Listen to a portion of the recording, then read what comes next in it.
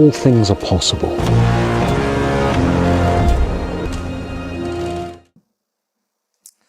What's up, everybody?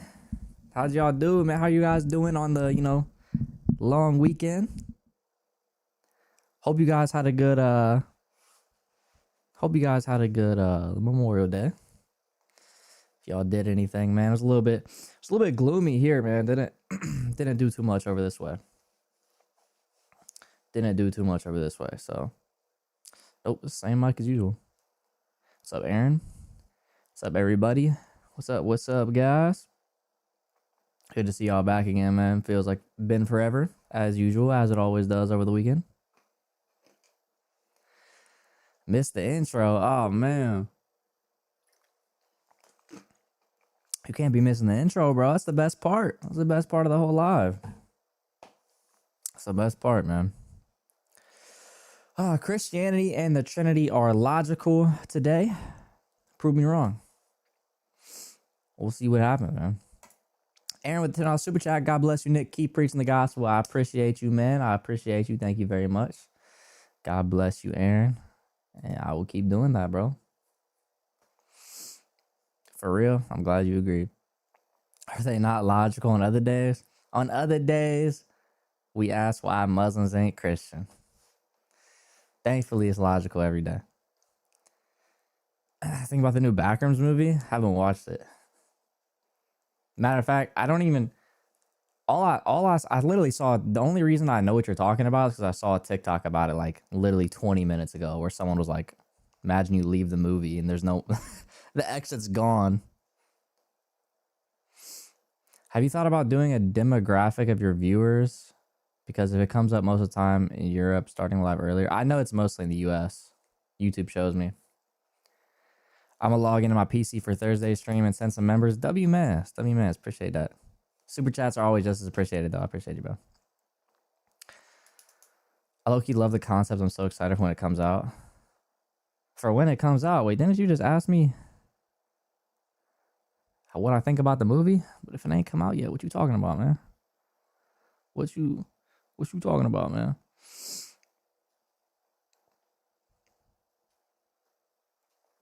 Watching from Lebanon, W. Asking about the trailer. Oh, yeah, I definitely haven't seen that. Definitely have not seen that. Lebanese. No, I am Italian. I'm Italian. All right, guys, go ahead and get the let's go and get the TikTok live started too, so we can get some guests up in here. Although, if you do want to join on the YouTube, guest requests are open. Click the pin link in the chat. Have you been to Colorado? No, but I might be going to Colorado actually later this year for a conference. Come on, man. I just had to leave J stream to come here. Based. Nah, I love the J.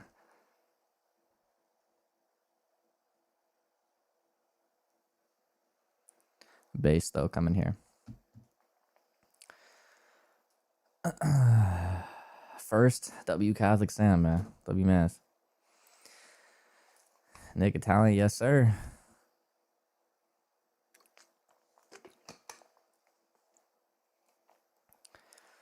If you need a place to stay, bro, hit me up. You're welcome to our home. I appreciate you, man. Thank you. It means a lot, bro. Might need to talk to you about something if you can in DMs. Yeah, Catholic, you just DM me now. I'll respond to it as soon as I get off the live, bro.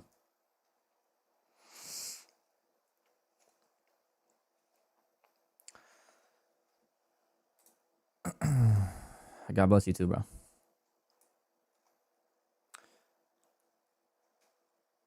Pasta and stuff. Heck yeah. Yo, appreciate the gift. Who was that? Greek Pete? Appreciate you, bro. Chico, the $2 super chat. Appreciate you, bro. God bless you, my man. God bless you. Good to see you in here, my dude. Good to see you in here. Dang, that boy. Is that boy sharing the live a lot, or is it just me? Dear God. Boy sharing the live to everyone and his mom. Appreciate the heart me, Marie. Appreciate the heart me, peace. What's up, guys? Grizzly, go to $5 super chat. Family, what's popping? What's up, my boy? What's up, bro? Good to see you, Grizzly.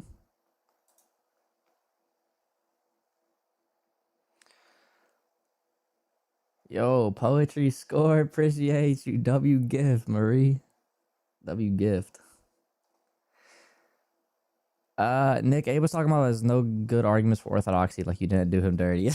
That's funny. That's funny. I'm supporting. I appreciate you, Body. Thank you, bro. Thank you for supporting, dude. Thank you, bro.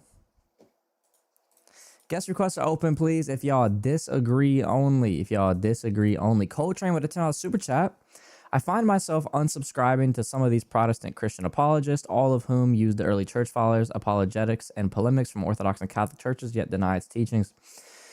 Yeah, I mean, for me, you know, when I started looking into the early church, I was like, I mean, at this point, listen, if I'm gonna be taken from them, I might as well just believe what they believe. So I just became Orthodox. You know what I mean? So I can understand that, Coltrane. I can definitely understand that, bro. Raise with a $5 super chat. Y'all be careful with this Nick guy. Dude was my celly. Man beat me so bad and stole my last honey bun. I can't stand this dude for real. I stole his honey buns and his keefy, bro. That's cooked. Sorry, Riz. My bad, bro. I'll make it up to you, bro. My bad. I forgot you was my celly, bro. What's up, Kirky? Greek with a $20 super chat. God bless. Greek Orthodox Christian here from Detroit. Proto Theos. Hey, you know, I bet I've been to your church then. If you're a Greek Orthodox in Detroit, Greek P, I actually went, was it like a year ago? I went to the Orthodox church over in Greektown. So I bet I actually went to your church, Greek P. Thank you for the super chat, bro. All right, let's try to take up some guests.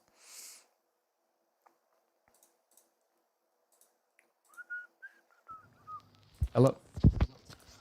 Hi, how are you? I'm good. What's going on? Yeah, I'm chilling, man. So, I just had some questions, bro, about your God. Okay. Right. So, why are you so specific that you say you have one God, right? When there's three persons, why must there be one? Well, I think that there has to be one God because there's only one being. There's only one nature. So there would be no So reason for there to be multiple it's gods. one being? Yes. It's Jesus, Father, and Holy Spirit are one being? Yes. Oh, therefore the Father died on the cross. No. You're mixing up being and personhood. Personhood is who does actions. Being is going to refer to the ontology or the actual substance of a thing. So so human being, right? What does a human being mean? It refers to the fact that we are have a human nature, we have existence, and our existence is different from another human being. So what does two human beings mean? Yeah, it means that there is two persons and two beings that are distinct spatially, temporally, in their nature, etc. Not true. We can be me and you are two human beings, but we are the same. We have the same being, right? No, we don't. So me and you are the same being? No, I mean the same essence, right? So being means just person, right? Okay, what being means? What being does not mean person, bro? What are you talking about? All right. Anyway, let me get to my Wait, point. wait, wait, right? wait. So Being means person. Is a rock a being? is a rock a being? Yeah. It doesn't have consciousness, so Okay. I'm Then not a sure. horse. Is a horse a being? Yes. So a horse is a person? One horse. It's a person. Sure, one horse is a person. What's your point? A horse is a someone, right? It's not a human, but it's a being, person, whatever. Anyway, I'm not too good in English. Horses Let are me just make my persons, point. man. I don't know, bro. You know Let me the just. craziest thing is, guys, that's already in my blue book. Another Muslim already said that.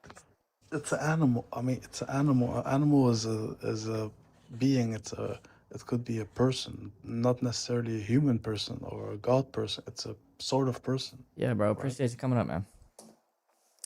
That's the craziest part is that's literally already, bro. That's literally already in my blue book because a Muslim said that last week, bro. Last week a Muslim was sitting there saying a horse is a person. What's up with these dudes,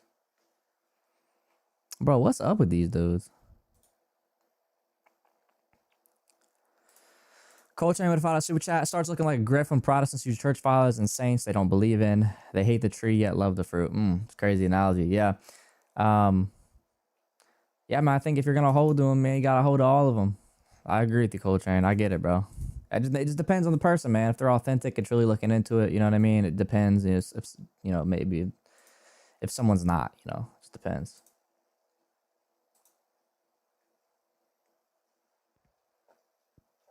Hello, Hello.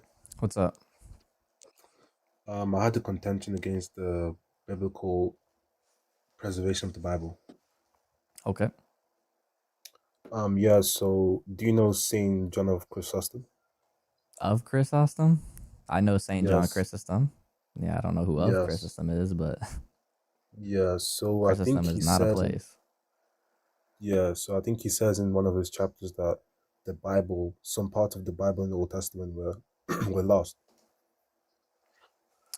I mean, So how do you it reckon? depends what you're So how, referring to. If you're referring to like it refers to the Book of Wars, for instance. Yeah, like the Book of Wars was lost. We know that. I mean, I'm pretty sure I think he says parts of Jeremiah. I think Jeremiah scroll was lost. So how do you guys reconcile the The preservation Jeremiah of the Old scroll Testament? wasn't just the Book of Jeremiah. The Jeremiah scroll also had books that were non-canonical. So that would be fine if parts of the Jeremiah scroll were lost, because not every book in the Jeremiah scroll was canonical. So then you're okay with parts of the Old Testament then going missing then? If they weren't canonical, yeah. So that means that God can't preserve his word then, you're saying? Brother, they weren't canonical. That means they were not God's word. The Jeremiah scroll, what was included in the Jeremiah scroll was not only books that were of God's word, there were also other historical books in the Jeremiah scroll. Such as The Book of Wars. just the Book of Wars, or is there any more? There's more, yeah, there's multiple. Such as Bro, go look at I just gave you one example. How many examples you want me to give, bro? You gotta do research on this stuff. oh, okay. And I think what's it called? Justin Martyr says the same thing about how the Jews like tried to corrupt the Old Testament. So wouldn't that make the Muslim Okay, they position of the tried. When does it not say be they were successful? were they successful or not? No, was there no there's no evidence for it. Because I'm pretty sure Justin says that I think the Jews tried to like tamper with the Old Testament. Okay, So with trying yeah. to and actually being successful are two different things. You have to prove that they were successful. And what about Psalms 110? What about it? Um, the original Hebrew, I think, there's some. Brother, what? Wait, hold on. Sorry, hold on.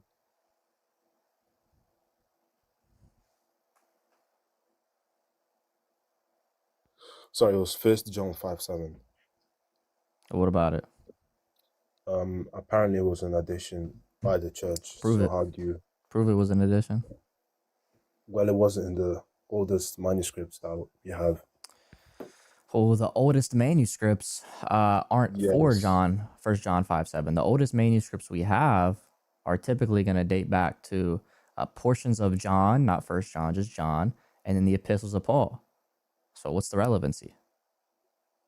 So you're saying that it doesn't matter if it does appear in the Codex Vaticanus and Codex Sinaiticus. That would be irrelevant because that's only one manuscript tradition. We have multiple manuscript traditions. So I'm confused then. Is it corrupted or is it not corrupted? No, it's not corrupted, dude. Because I don't know. I can literally show you people that quoted it before the Codex Sinaiticus even existed. Like 100 years before the Codex Sinaiticus, people were quoting 1 John 5:7. So it clearly existed. It just wasn't in that manuscript tradition. Yeah, but how do you know it's like specifically First John 5:7, not like a summary of the Christian doctrine? Because people quote it verbatim. And how do you know that? Do they say specifically First John 5:7, or No, do they they just said, say and like you John said? says, and then they say verbatim exactly what was said. Okay, if you show me, then I'll concede my argument. Fantastic.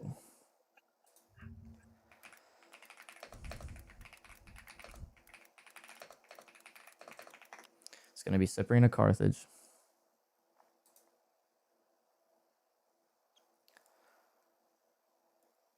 All right.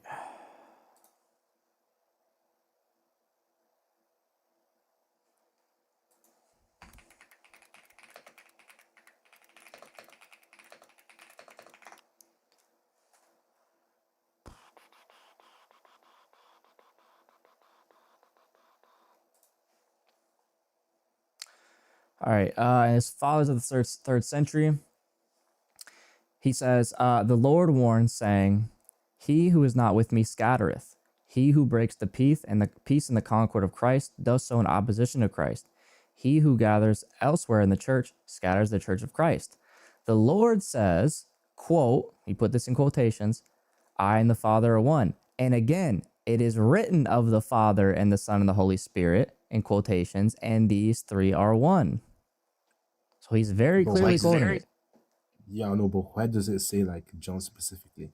Brother, he literally, okay, do you realize everything he said there, he's quoting from John, right? He who is not with me scattereth, that's from John. He's quoting from John this entire time. Okay, wait, hold on. Let me read myself because I'm going with me. You do what?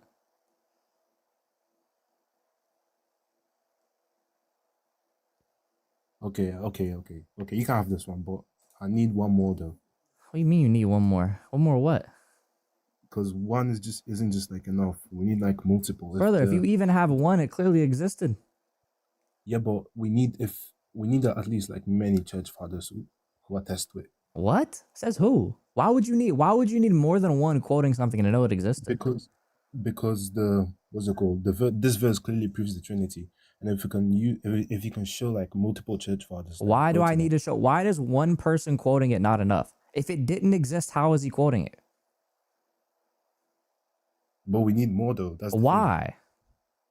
Because the Trinity is like the main doctrine for Christianity, right? Dude, that's I'm asking, how many people do you need to know that a verse exists? Maybe, I don't know, maybe more than 3, because one isn't enough. Why is one not enough? Come on. Yeah, watch your head, bro. Show me the church father that says it. Okay, I show him. Oh, but we actually need more than one. Oh my gosh, bro, this is corny.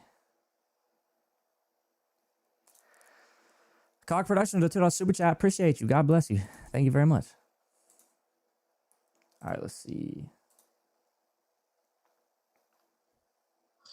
Hello.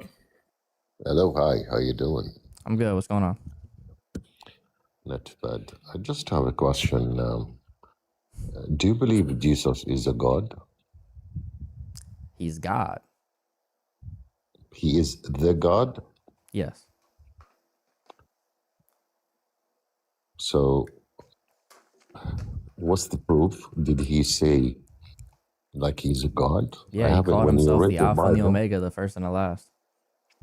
that's in Revelation, right? Yep. Okay. Do you know about Melchizedek? Yep. So when he said without end, without beginning, without ending, without father, without Yeah. mother. Did you see how that's saying because we don't have a lineage of his father and mother? Who says so? Did you read the context of it? Yes, I did. That's why I'm asking. Okay, so why did they say he had no father and mother according to the context? Why? I'm asking you. You said you read it. Yes, I read it. So according to context, why did they say he didn't have a father and mother? Well, accordingly, most of those Christian scholars, they said this text actually they couldn't like explain why. What does the context say about it? Just tell me, please. Bro, you said you've read it. So what does the context say? Some of the Christian scholars, they mentioned that they cannot explain. Dude, I'm not asking about what the Christian scholars that say they can't explain it. You said you've read it. I'm asking you, what is the context? Okay, maybe I didn't. I just read the explanation. Okay, then I stop coming up and apologize. saying you read something, bro. Dang, frick, y'all so weird, bro.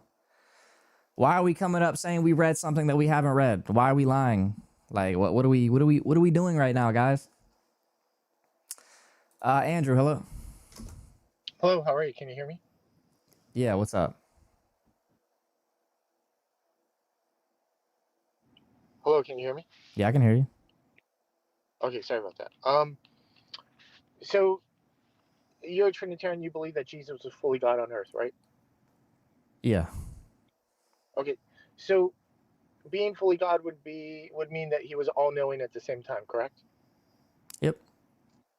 Okay, but then also you believe he was human, right?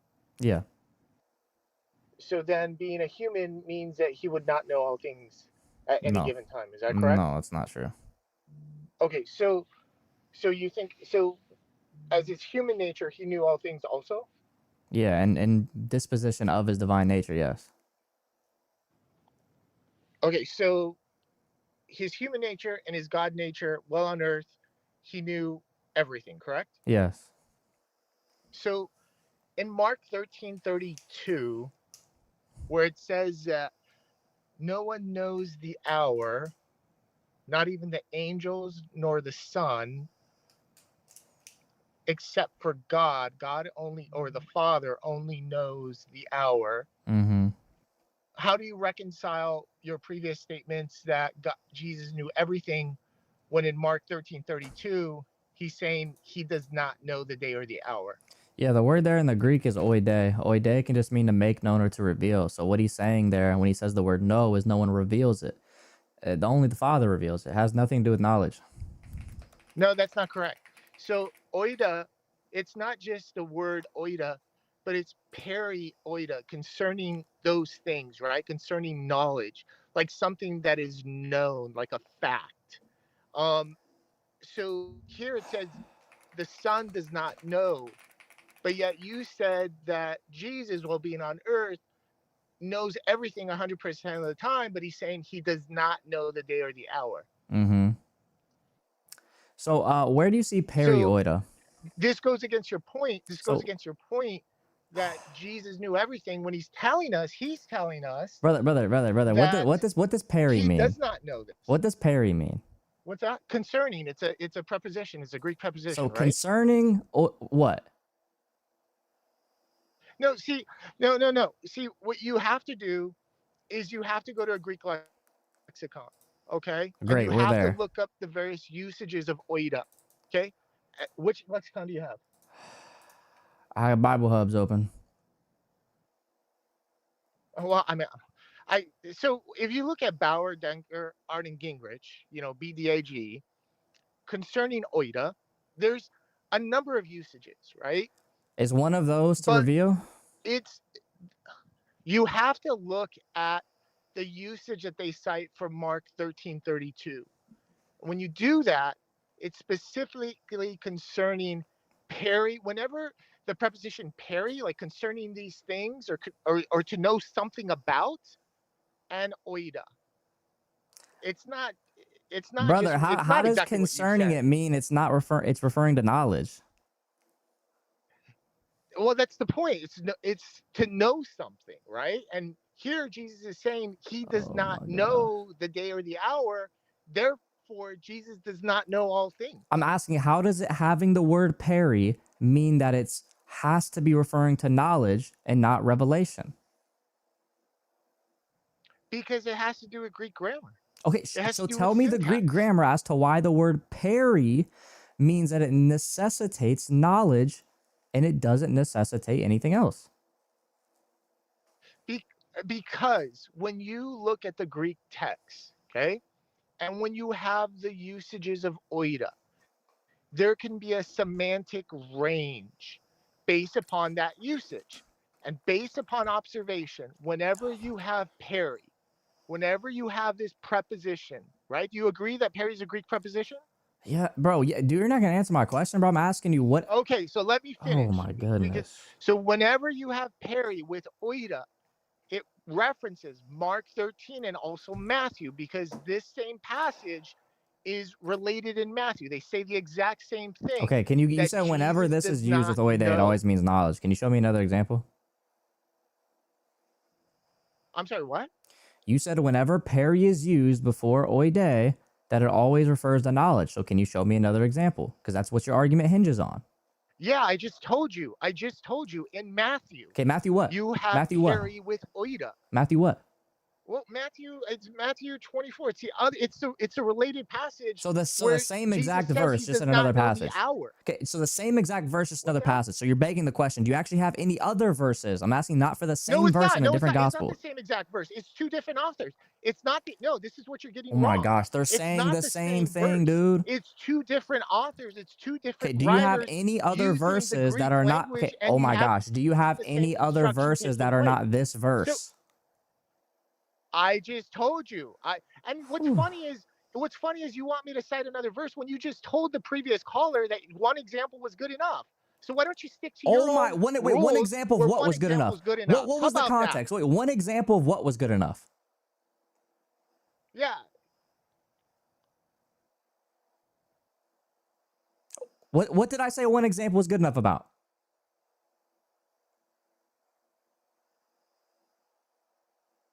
Hello?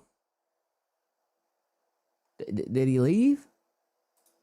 He left. He left. Y'all are so embarrassing, bro. Genuinely so embarrassing, bro. You said one example is good enough. That was talking about to prove something existed in history. What are we talking about? Oh my gosh, bro. You people slow as frick. Silence is deafening. Yeah, the silence is whew, crazy.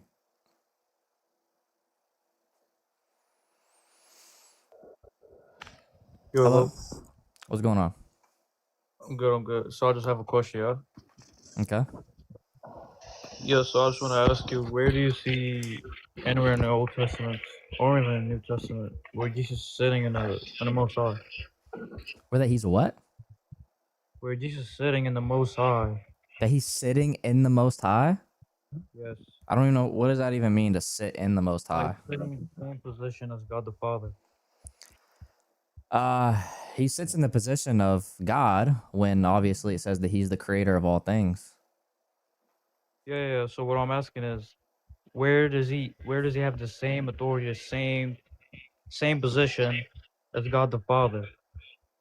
Because he's the creator of all things. So he has the same position as God being the creator of all things. Okay, can you show me that verse anywhere like in the Old Testament? In the what? In the Old Testament. You don't take from the New Testament or what? No, I feel like New Testament's corrupted, so let's just look at You got the any Old evidence of that? Testament.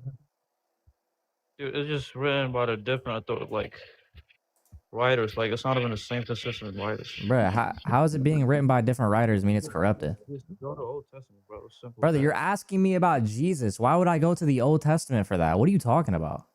Because if you were to say, okay, so you're saying there's no verse or indicate or any prophecies about him that he's sitting in the Most High There throne. is, but it calls Same him as the God, and you're Father. not going to take that as the Son. So I'm showing you from the New Testament that he is. But what I'm asking is there any Oh of my in the God. Old Testament, bro? Yes, but it calls him God there. Okay, let's go there then. Let's go there. Okay, Isaiah 44:24. I, Yahweh, create the heavens and the earth by myself.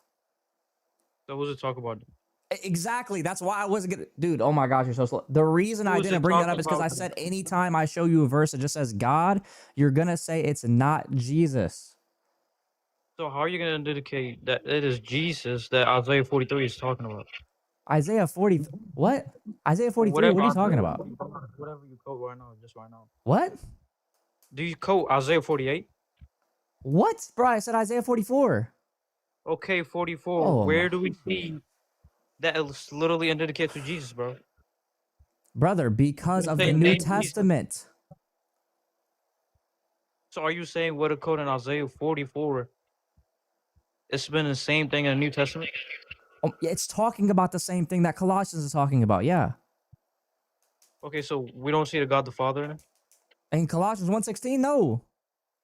So what's the point of bringing Jesus if God the Father, he's not sitting at the same position as God the Father? Oh my gosh, what? Bro, Bro, oh my like it's goodness, simple. dude. Like, are you not hearing my question? I don't know what the Like, frick you're talking about. This is crazy. okay, Colossians listen to me, 1:16 says that I'm Jesus asking a created all simple things, question. that we're doing that I'm and asking a simple coinciding with question. Isaiah 44. Where do we see Jesus sitting the same authority as God the Father, having the same authority. Colossians 1:16. So does it say that does it say that he has the same authority as the God the Father? Because he is the creator of all things, yes. It calls him the creator of all things. Like I'm just gonna like I have to repeat myself again and again and again, bro. Like Is can the you show me creator of in the all Old things not on the Testament? same authority as the Father? Show me that in the Old Testament where indicate Jesus is the one Proved, that bro. created. Give me a reason why I can't use the New Testament. If you're gonna say it's corrupted, then prove it. Dude, we don't even know who wrote the New Testament. Yes, we do, Like John. who wrote? Listen. Who wrote Timothy? Paul. Okay, who wrote? Okay, Paul. Did Paul ever met Jesus? On the road to Damascus, yes. Dude, that's literally a dream, a freaking dream. So if it was a dream, then why did the other people go blind? Why did the other people go? But Paul was the only one who go blind. What are you talking about? No, the other people either was blind or they couldn't hear. What are you talking about? You say blind. The other people couldn't hear Dear what. God, do I need to show you, bro? This is, oh my gosh, okay. Are you asking the other people that literally was hearing? Bro, I'll show you the verse, bro. I mean, this is So you're saying crazy. the people were blind. So Jesus literally blind at least Dude, 3. oh my goodness. I'll show you the verse, dude. Yo, you're just faking yourself at this point, bro. They So all at literally least said they 4 people heard were it from blind at heaven, the same dude. time. At the same time, 4 people were blind. I'm at the same gonna time. show you that they literally heard it, dude. Dear God. Bro, I'm not chill. talking about you. What are you talking about? You just said people were blind at the same time. I'm asking. So at the same time, was Paul blind? Was Paul what?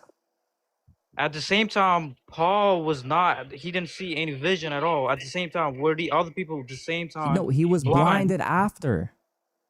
Okay, so I'm asking you. You just said the other people also were blind. So I'm asking you, did Jesus blinded 3 people at the same time? Where do you get it from that it was only 3 people? You just said right now. You just said, bro. Where do you just get said it was right 3 now. people? Dude, where are you getting 3 people from? Because wasn't he walking to Damascus like with 3 people or something? DeMarcus? Who the frick is DeMarcus? Bruh, oh my gosh, bro. Get the frick out of here, bruh. Yo, this is crazy. We are getting the slowest guests I've ever seen in my life. Bruh said, wasn't there 3 people walking to DeMarcus, bro? Yo, where the frick is DeMarcus? Where the frick is DeMarcus at? Yo, DeMarcus, let me know.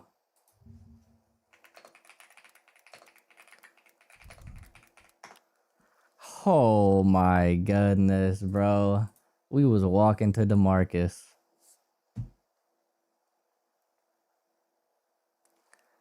Can I not just get like, can I genuinely just not get like guests that actually like have any sort of like mental faculties? That's all I ask, bro. Just for a couple guests that have mental faculties. That's all that I ask. We all going to DeMarcus this week. We all going to DeMarcus this week, man. I love your lives. Appreciate you. I serve Jesus. Let's see. That person's not connecting.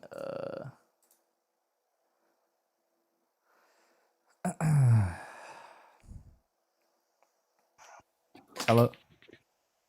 Hello. What's up? Hey, just want to run an idea past you. I didn't expect to get through. I won't take up much of your time, but I was just wondering, I've listened to a lot of these debates, and it seems like there's a lot of chasing rabbits going on. But here's what it all boils down to me, and maybe you can enlighten me on this. There seems to be a belief in Islam that between Jesus and Muhammad, there were not any prophets. But according to the Bible, like there were like thousands of prophets in between Jesus and Muhammad. Where you get that the from? gift of prophecy. Thousands of prophets? With the people with a gift of prophecy. Where you in get the there was church. thousands of them from? Well, there were thousands in the church, and people could speak in Saying, where tongues. you get that And from? Tongues isn't prophecy. well, it was one of the gifts: That's not prophecy, prophecy speaking in though. tongues, Speaking in tongues don't make you a gift of prophet. healing. So where you get it from in the Bible? There Right. was thousands of prophets. What I'm saying is, I think there were thousands of people with the gift of prophecy received from the Holy Spirit through the laying through the laying on of the hands of the apostles. The gift of prophecy was given. Where do you get that And thousands of people had this gift though? well, throughout the book of First Corinthians, Can you show me? Paul said prophecy was a greater gift.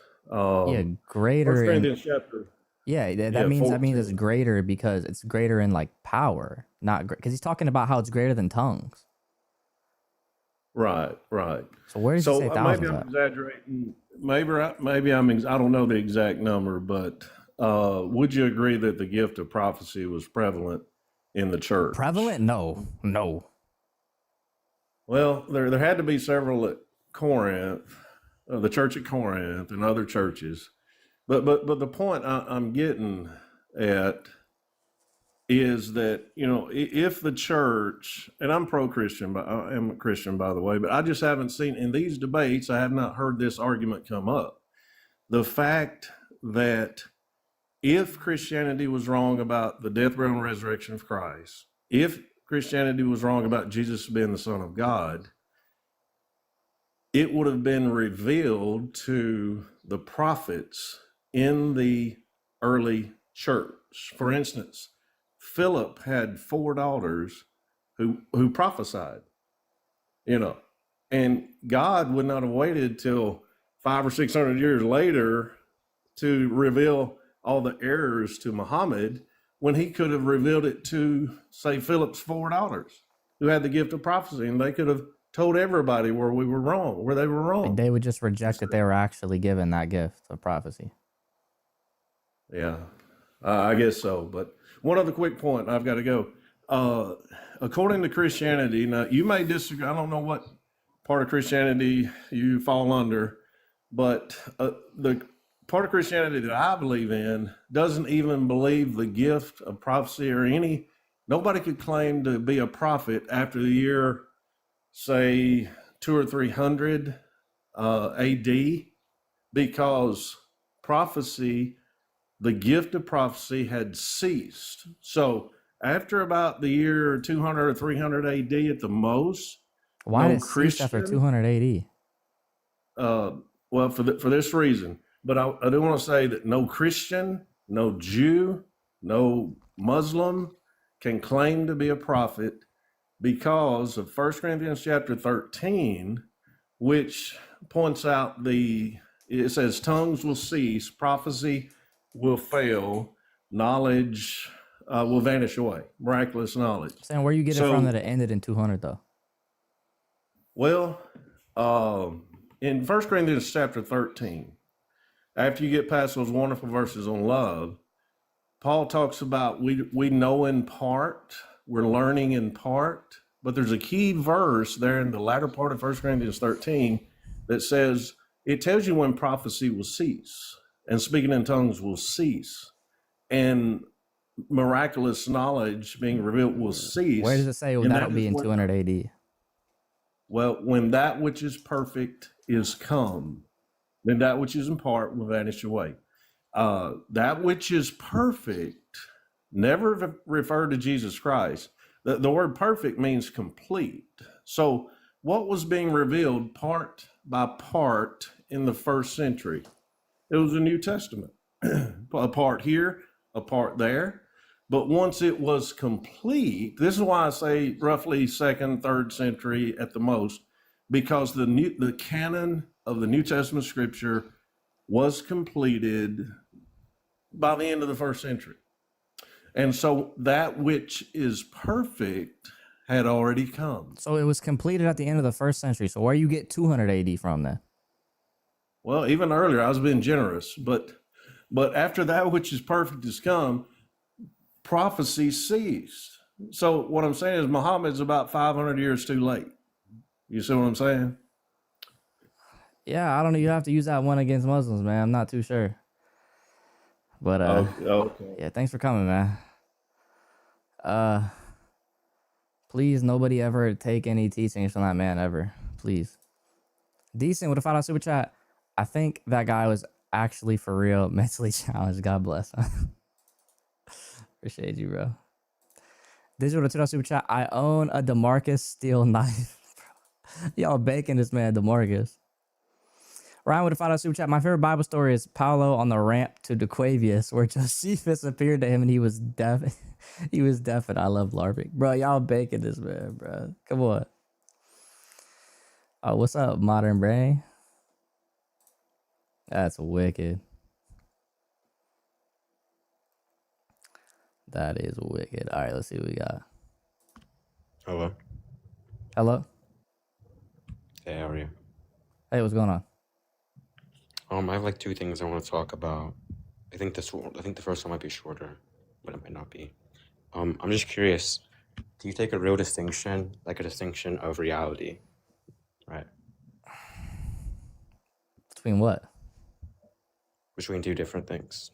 Do I think two different things are distinct in reality? No, I'm asking you for like when we say something is really distinct, because people have different definitions of a real distinction. Do you take a real distinction to be a distinction of reality? Distinction in reality, yeah. Okay, and that in reality, right? These would be two things in reality that are different in what? Yeah, they're different in some way, yeah. In any way? Yeah, as long as it's in reality, yeah. Okay. And in what way do you hold the persons of the Trinity are distinct? By their relations. What are the relations? That's kind of what confuses me. The Son comes forth from the Father, for example, and the Father does not come forth from anybody. Okay. Okay, so this is kind of what my issue is then. You're Trinitarian, right? Yep. Of course you are. So when you say that the distinctions are from what they come forth from, you take that the Holy Spirit comes forth from the Father as well, right? Yeah, he spires from the Father, yeah. Okay. You say that the Son also comes forth from the Father, right? Yes, in a different manner. Okay. And what is that manner? Begotten. Okay. And what does it mean to beget? It just means to come forth from. Okay. Does the Spirit come forth from the Father? In a different manner, which is spiration. We don't say we don't say what the difference is between begetting and spiration. We just posit that there is one via divine revelation. Is there any sort of, for example, when you're talking about why the Son and the Father are different, right? You said that it's because they're going to have a different thing in reality, different property.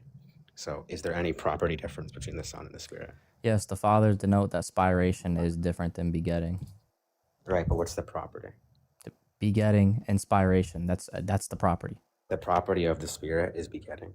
No, spiration is the property. The property of the Spirit is spiration. Yeah, that's the fact that he spirated. That's his hypostatic the property. Yes. The property is spiration.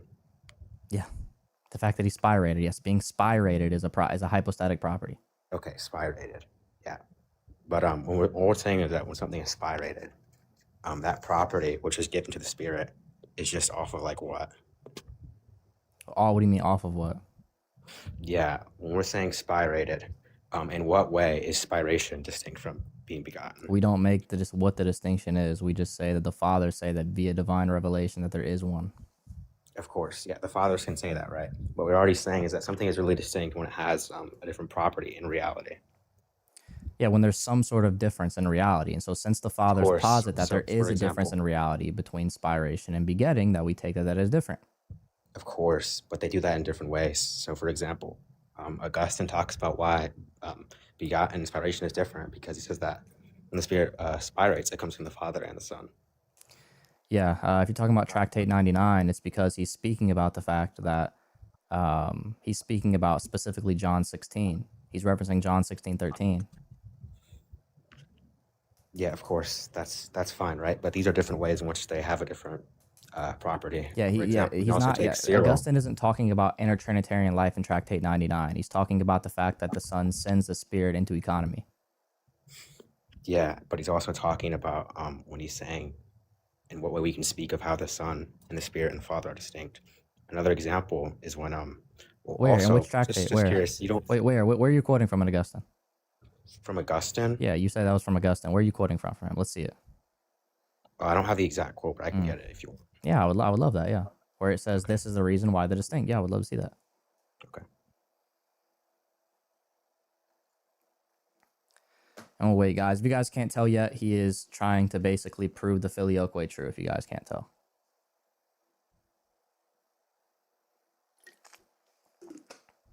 So we shall wait for that quote.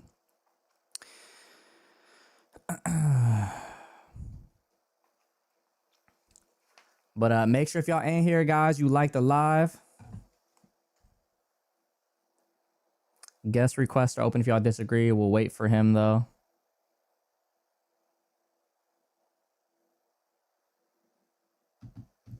We shall wait.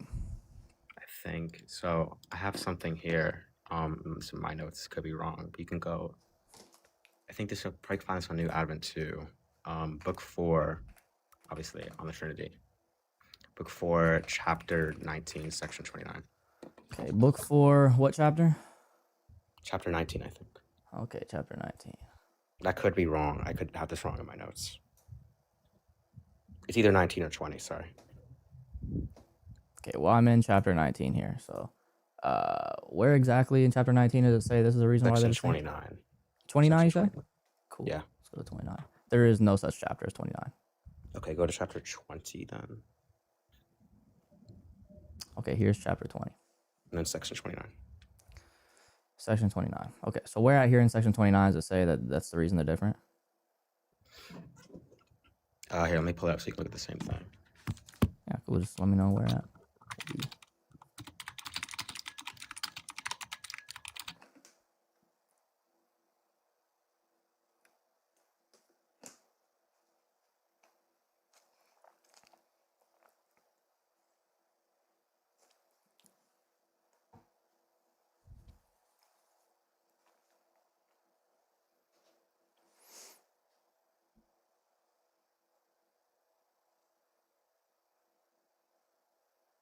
Nick Flexing's water bottle, bro. No, I just my normal Fiji I get off of Amazon. They didn't like sell it no more or something, so I had to get these big ass core water bottles.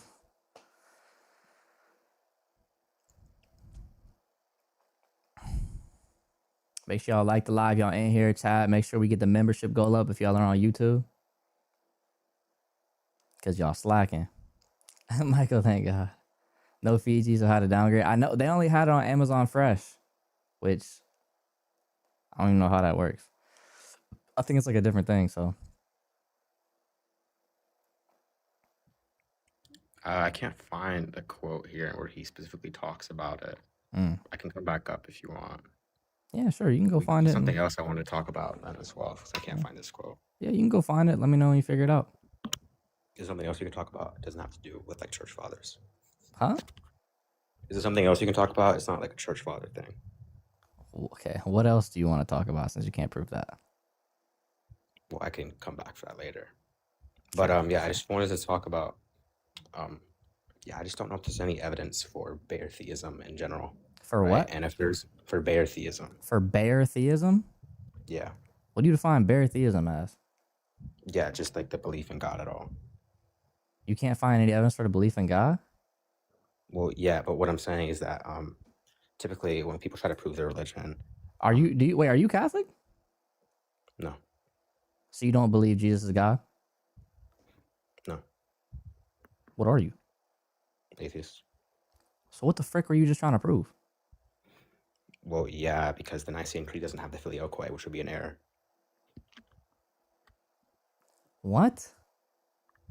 Yeah, what I'm saying is that, like, without the filioque, there is no way that the persons are distinct. Could you do us a favor if I just say Jesus isn't God for us or fast so I can make sure you're not actually Catholic? Yeah, Jesus isn't God. I'm not Catholic. I don't know, man. This is weird. Because I've never seen an atheist try to sit there and... I'm getting a weird vibe from you, bro. Why did you try to argue filioque with me if you don't even believe in God?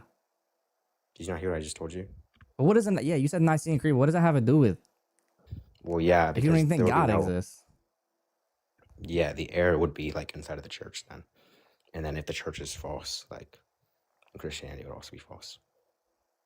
And because why does the filioque have to be true? Yeah, there's no way that the Son and the Spirit are distinct. And you'd be worshiping two persons. Yeah, we worship three. Well, of course, with the filioque. What, bro? How can you not? Is it possible for begetting inspiration to be distinct if we don't know what the distinction is? Well, I don't know if like appealing to mystery because you can. I'm kind just of saying, throw is it mystery possible? on Because everything. you said it's not possible. Is it possible? Logically, no, I don't think so. Okay, what's the logical contradiction with saying it's possible that begetting inspiration have some sort of distinction? Because when we're talking about how, like, what it means to beget, all that's just going to be is just a principal cause, and there's no distinction of the principal cause of begetting inspiration. Okay, there not being a distinction in the principal cause doesn't mean there's not a distinction in the way that principal cause brings them forth. What? How do you know it's a logical contradiction that there cannot be a distinction in the way the principal cause brings them you just forth? said that a real distinction is something that's in reality. But if they both get their existence from the same principal cause, then they would be the same person. Because there's no way that they're really distinct then. Did you say pause? No. What'd you just say? What part did you not hear? I'm confused. Did you say pause? No, I didn't say pause.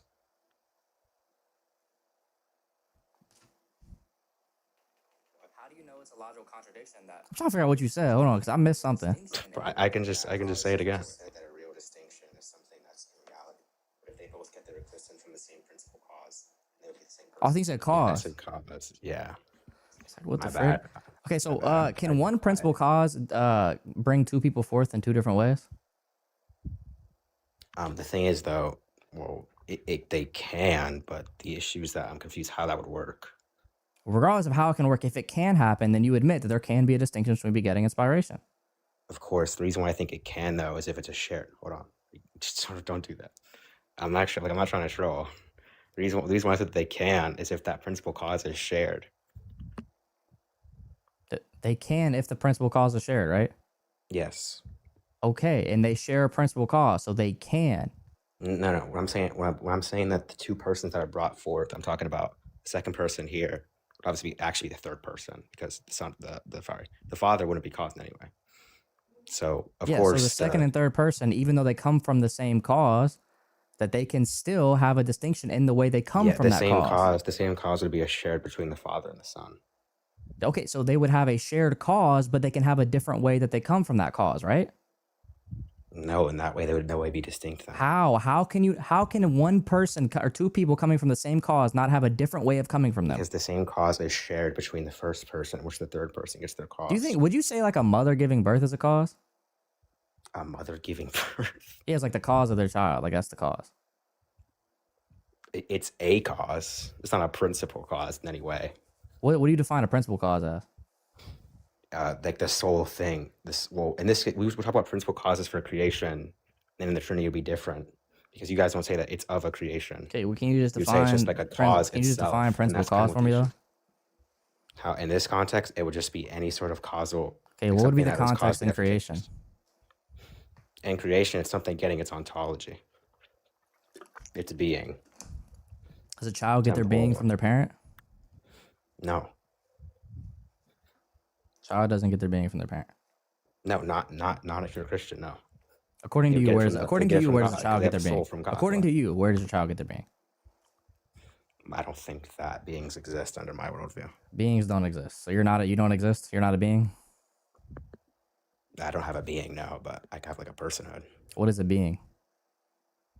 A being? Yeah. Well, I think that being, like we can define being for creation, but typically being is defined as like something that is absolutely simple.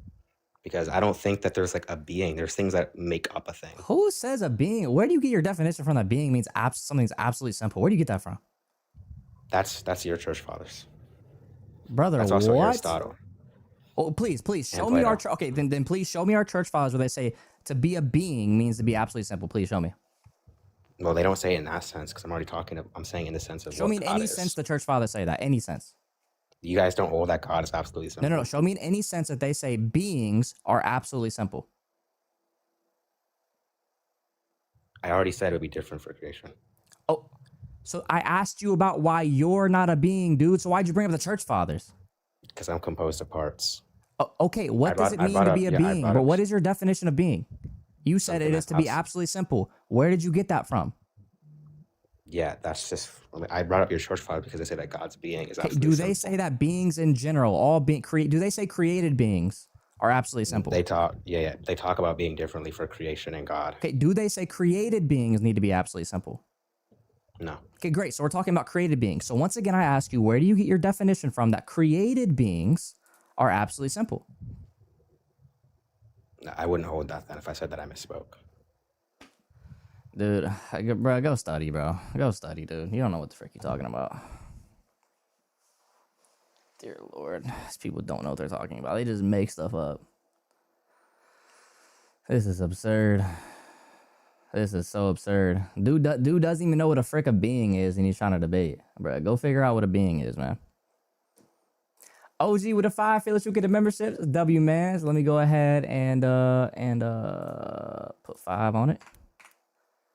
Put 5 on it. Let me see. Membership go.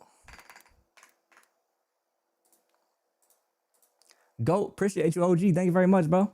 Hopefully you got a membership. Say thank you to my boy. Adam with a $10 super chat. Ironically, the filioque is what creates a binary and worshiping of 2 persons instead of 3. It literally destroys the relational distinction between the Father and the Son. Yeah, you don't need the filioque to distinguish between the Father and the Son. It's just like, if you think that, it's just like embarrassing. I'm not gonna lie. It's so bad. Failed to super between the Father and the Son. It's just like, if you think that, it's just like embarrassing. I'm not gonna lie. It's so bad. Failed to super chat is clearly from the Church of Aristotle. Yeah, it's from the Church of Demarcus. That's where he got that from. Church of Demarcus.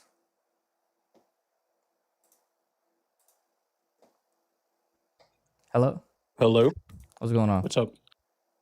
I'm doing good. How about you? I'm good. What you got? All right. So I was gonna ask, what's the deal with God Logic? Because I heard that he recommended people to go see a debate on someone flaming a Eastern Orthodox inquirer. That he recommended? Oh, no, that was That's his backup channel. That's what you're talking about. It wasn't him. his It was backup it was his channel. backup Okay. channel that Okay. Life runs. He didn't send anybody anywhere. Okay. But on another point, I was gonna say, you should talk to, or have you been talking to God Logic about the early church? Yes, we talk about it.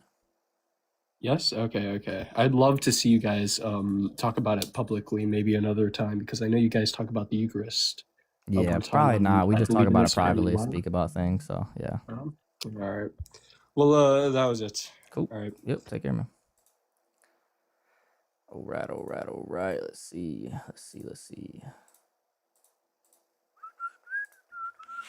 Hello. Yo, What's up? I would not say that the Trinity is logical in your Orthodox paradigm because you guys reject the filioque. I'm just holding to Saint Aquinas's position. We reject who? Because you guys reject the filioque. The filioque? No, the filioque. The filioque. Okay. Why is the Yeah. filioque true? Why is it true? Mm-hmm. Wait, no. I was just looking to see if you could give an argument for why the filioque is not true. But you just gave me an argument saying that our view is illogical because we don't believe in filioque. So you have to prove that the filioque, not believing in it, makes our view not true. What's the argument for that? Okay, Nick. So, question. Do you agree to this line of reasoning real quick? Okay. So if the filioque is true, it is in the Catholics' Trinity model, and the Orthodox reject that, so they would make a Trinitarian error. Yeah, if the Latin filioque is true, then yeah. So if somebody makes a Trinitarian error, then they do not have the true model of the Trinity, right? Yeah. I just wanted to see if you had any type of argument. But you're the one making the claim the filioque is true, bro. I'm just gonna say it wasn't taught. It just wasn't taught. No. Can you show me? And do you have a? What do you mean, bro? I'm saying it wasn't taught. That means, what do you mean show you? I'm saying I don't believe it was ever taught. In the Church Fathers. Yeah. Can you like show me epistemic justification for your interpretation of um of of the text Oh, being what kind of true? epistemic justification would you need to interpret a text? No, I'm saying I'm asking what kind would you need? what I'm saying is, can you give me a argument for how do you know the words that you are reading on these papers and scholars, etc.? How do you know what you're reading, what you think you are reading? How do you know that that is actually what you are looking at? How do you know when you hear my words right now, you're interpreting them correctly? Wait, what? No. What's your epistemic justification that the words that I'm saying you can interpret correctly? So how would that correlate? I that's not a good reductio. I didn't give a reductio. Oh my God, nobody gave a Yes, you did. reductio. Yes, Questions you did. aren't reductios. Hey, wait. Yes, they are. What is a Some reductio? questions. Some questions are reductios. What is a reductio? What is a reductio and which model? Yeah, take care, bro. Watch your head. In which model, bro? In which model are you talking about for a reductio, bro? Oh my, yo, this is what happens. This is what happens. Yeah, ChatGPT. This is what happens when you ChatGPT a philosophy course. Hey, ChatGPT, make me a philosophy course so I can be a smart philosopher. And then they come in here and just say random stuff. Yeah, holy LARP. Yeah, literally a definition of a LARP, bro. Matt with the 5 fearless who get the memberships. God bless you, Matt. God bless you, my man. Once again, make sure y'all say thank you to my guy if you got one, man. God bless you. Thank you very much, dude. Thank you for the 5 get the memberships. I always got to manually update it every time. If y'all see me doing it, that's what I'm doing. Oh, this is crazy, man. This is crazy. ChatGPT, pray for us. Yes. Hey, didn't the Pope just put out a letter yesterday? He said that he said something about the what's it called? That the AI needs to be a part of the nuclear family or something like that. I don't know, bro. That's what I heard. That's what Streets was saying. That's what Streets was saying. Christ offers with a $5 super chat. If God Logic became EO, I don't believe he would tell anybody, so stop asking YouTube, mind your business, YouTube. Yeah. Yeah. It's like, you know what I mean? And it's like, ask him, not me, you know what I mean? He wrote something that was against AI. The quote I read sounded like he was for it. So, Square with a $10 super chat. Words. No, you. Yes. Agreed, Square. Truth, hello.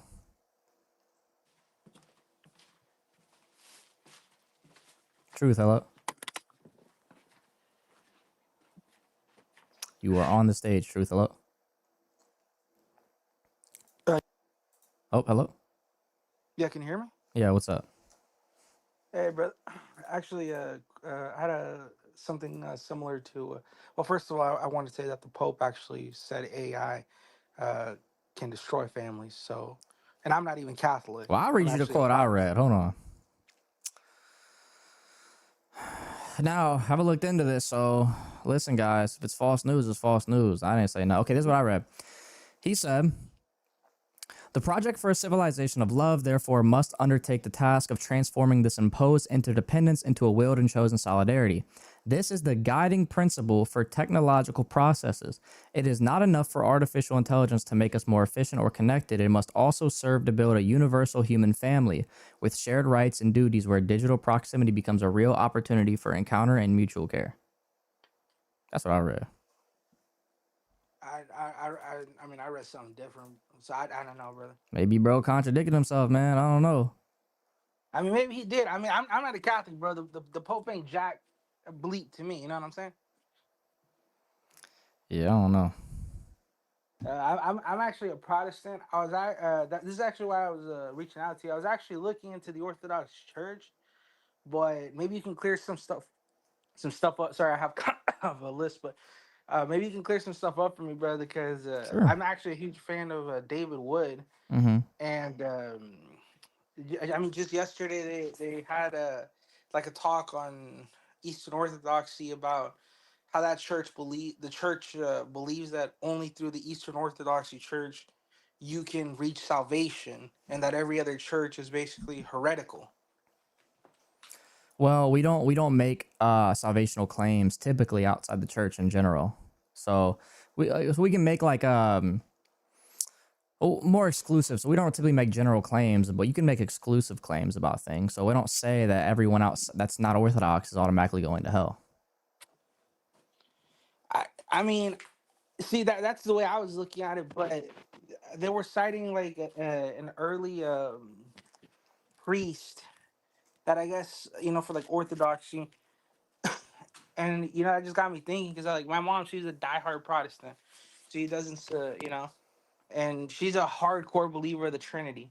Mm-hmm. So it's like it kind of got me thinking like, can I really be a part of this church that? Because I do like the structure of it. I'm not gonna lie to you. Like I like the structure, like the form of worship, the legacy that it has. But that kind of got me that if this church in specific like is saying that every other church is heretical, I'm like I don't know, that kind of goes against the teachings of Christ, no? How? Christ says there's one church. So that means anything Yeah. that's not the church is heretical. Yes, but Jesus didn't say the Orthodox Church, the Eastern Orthodox Church is my church. I mean, So if who's the anything, one? Who's the one church then? see, if anything, I'm not a Catholic, but if you look at the Catholic Church, they can trace their lineage all the way to Peter. Brother, the who Orthodox can actually, trace their lineage all the way back to Mark, all the way back to Matthew. Like we I literally mean, like we can do this to like all the disciples. I mean, didn't the Orthodox Church break off from the Catholic Church into the Great Schism though? Okay, there was 5 jurisdictions. Okay, 4 out of the 5 jurisdictions literally broke off and went to the Orthodox side. So it was the Catholics over here and every other jurisdiction of the church over here. So the Catholics So, broke off, not the other way around. well, I mean, even if we go that route though, which like Christ says the church, but he didn't give a specific church. So my question is, So which I one? mean, How not do my we know question. which one then? That's exactly my We point. know The which one Eastern. by looking at the early church's teachings and seeing which church today lines up with them. It can't be any of the Protestant churches because they don't teach what the apostles were teaching or the church fathers are teaching. There's only 2 options, either Catholic or Orthodox. And it's Orthodox because every other church went with Orthodoxy while only one jurisdiction, Rome, left. Now, let me ask you a thing. Do you believe that the early church fathers are infallible? No. We believe that the ecumenical councils that the church fathers hold are infallible How so? because we believe that they were divinely inspired and protected.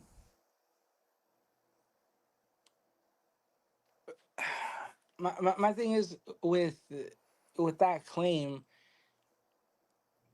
there wasn't any apostle that walked with Jesus at that point in time. So my and even I've read one of the quotes of the early church fathers that says that our writings are infallible and everything we could be writing Huh? could be wrong. Yes, I can look it You up the said the quote for church you. fathers calling themselves infallible? Oh, I'm sorry.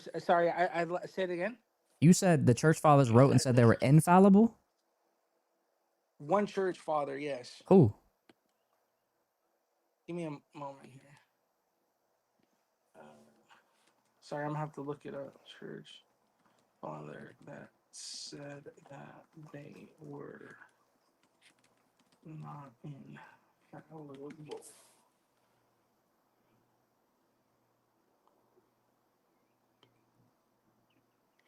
Origin, Brother, Origen's a heretic. but he was an early church father, no? No, he's not a church father, bro. He was a condemned heretic.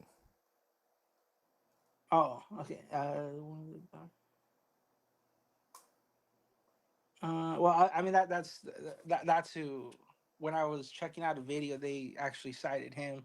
Where did Origin Um, say that he's infallible? I didn't actually look at the quote. I looked at the video, brother. I'm not gonna lie to you. You gotta fact check these things. They probably I mean, lied to no, you.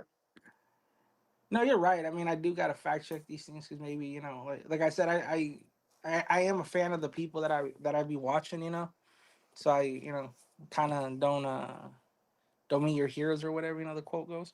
But I don't know. And then another thing that I had, that they showed a video of Eastern Orthodoxy, and there was a priest using a mummified foot. Uh, That video was in Oriental Orthodox. It wasn't Eastern Orthodox. what's the difference, brother? Oriental Orthodox broke off at the Council of Chalcedon and rejected every other. They were actually the first split in the church. Oriental Orthodox split off from the Orthodox Catholic Church at the Council of Chalcedon. And they don't follow the same doctrine. They don't follow the same doctrines as the Eastern Orthodox Church. No, Oh, okay. But you would consider that practice pagan, right? I think it's pagan. No, I don't know any pagans that did that.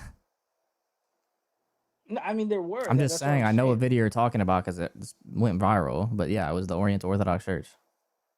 Gotcha. Okay, yeah. And then I saw that, and I'm just like, I don't know, man, because like, what I mean, whether it's paganism or idolatry, you can take your pick. But uh, I mean, if you're saying it's not Eastern Orthodoxy, okay. And then the final thing that like was stopping me from like actually like reaching out to an Orthodox priest is or actually going to an Orthodox church is one, I'm having trouble finding one, and two, I kind of have a, I don't know how to word it, but I guess like church anxiety. Mm-hmm. You know what I'm saying? Well, number Uh, one, if you go to my website, orthodoxworldwide.com, it's in my bio. You can put your zip code in there and you can find all the churches near you. And you can make sure they're actual proper canonical churches. Second of all, on my website, I also have something that says what to expect of the liturgy. Now, I know when I first went to the church, I was a little bit scared too because I was like, I don't know what to expect. So that might help you too if you read the article that I have on there about what a liturgy is, like what happens during a liturgy. It might help your anxiety a little bit. So you walk in knowing what's gonna happen. gotcha. Okay. And okay, and like I have a really bad past experiences with. I mean, granted they were Protestant, Mm-hmm. but I do have like bad experiences with churches, and that's also kind of like a thing that's like stopping me. Like I guess I mean, how friendly am I expecting? And I mean, I guess this is subjective. It's every Mm-hmm. church, but I mean, like how, Everybody's you know, very friendly there. So first of all, in the middle of service, one of the things they do is basically like you greet each other. Like in the middle of service, they'll say like to greet each other pretty much, right? And you'll like kind of just like shake hands with the people around you for like 10 seconds and meet the people around you. Also, after liturgies, there's always coffee hour. So coffee hour is like where the whole church goes and they just hang out together and have fun and everyone's super nice. So that's a really nice thing. The Orthodox Church is like very in tune with like community and everyone there like knowing each other and being involved. So got you. All right, thank you, brother. I appreciate your time, and thank you for clearing up these questions. Like I said, I was looking in at Eastern Orthodox because I've been watching you and I've been watching other people, and I was like, oh, it looks like, but go to my website, put in your zip code and go find one near you and go to it. okay, And got if you you. got any And questions or anything like that, feel free to either shoot me a message on Discord or shoot me a message on my email too. got you. All right, I appreciate you, brother. Thank you. Yep. Take care, man. Pray for that, man. Hopefully he gets over that church anxiety. Did he say fro yo yo clay? I think so. That was weird. I think so, man. Straight line theology to follow super chat. I disagree for the filioque way, but I am genuinely scared to debate you, man. That's okay, bro. I mean, we don't have to debate. You know what I mean? Like, we can just chat, bro. It's no problem, dude. It's okay, my man. Thank you for the super chat, though, bro. It's okay to disagree too, straight line.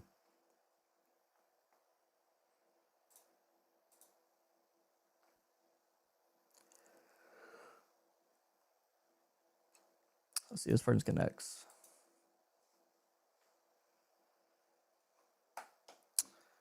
Admo, you're not connecting. You're gonna have to re-request.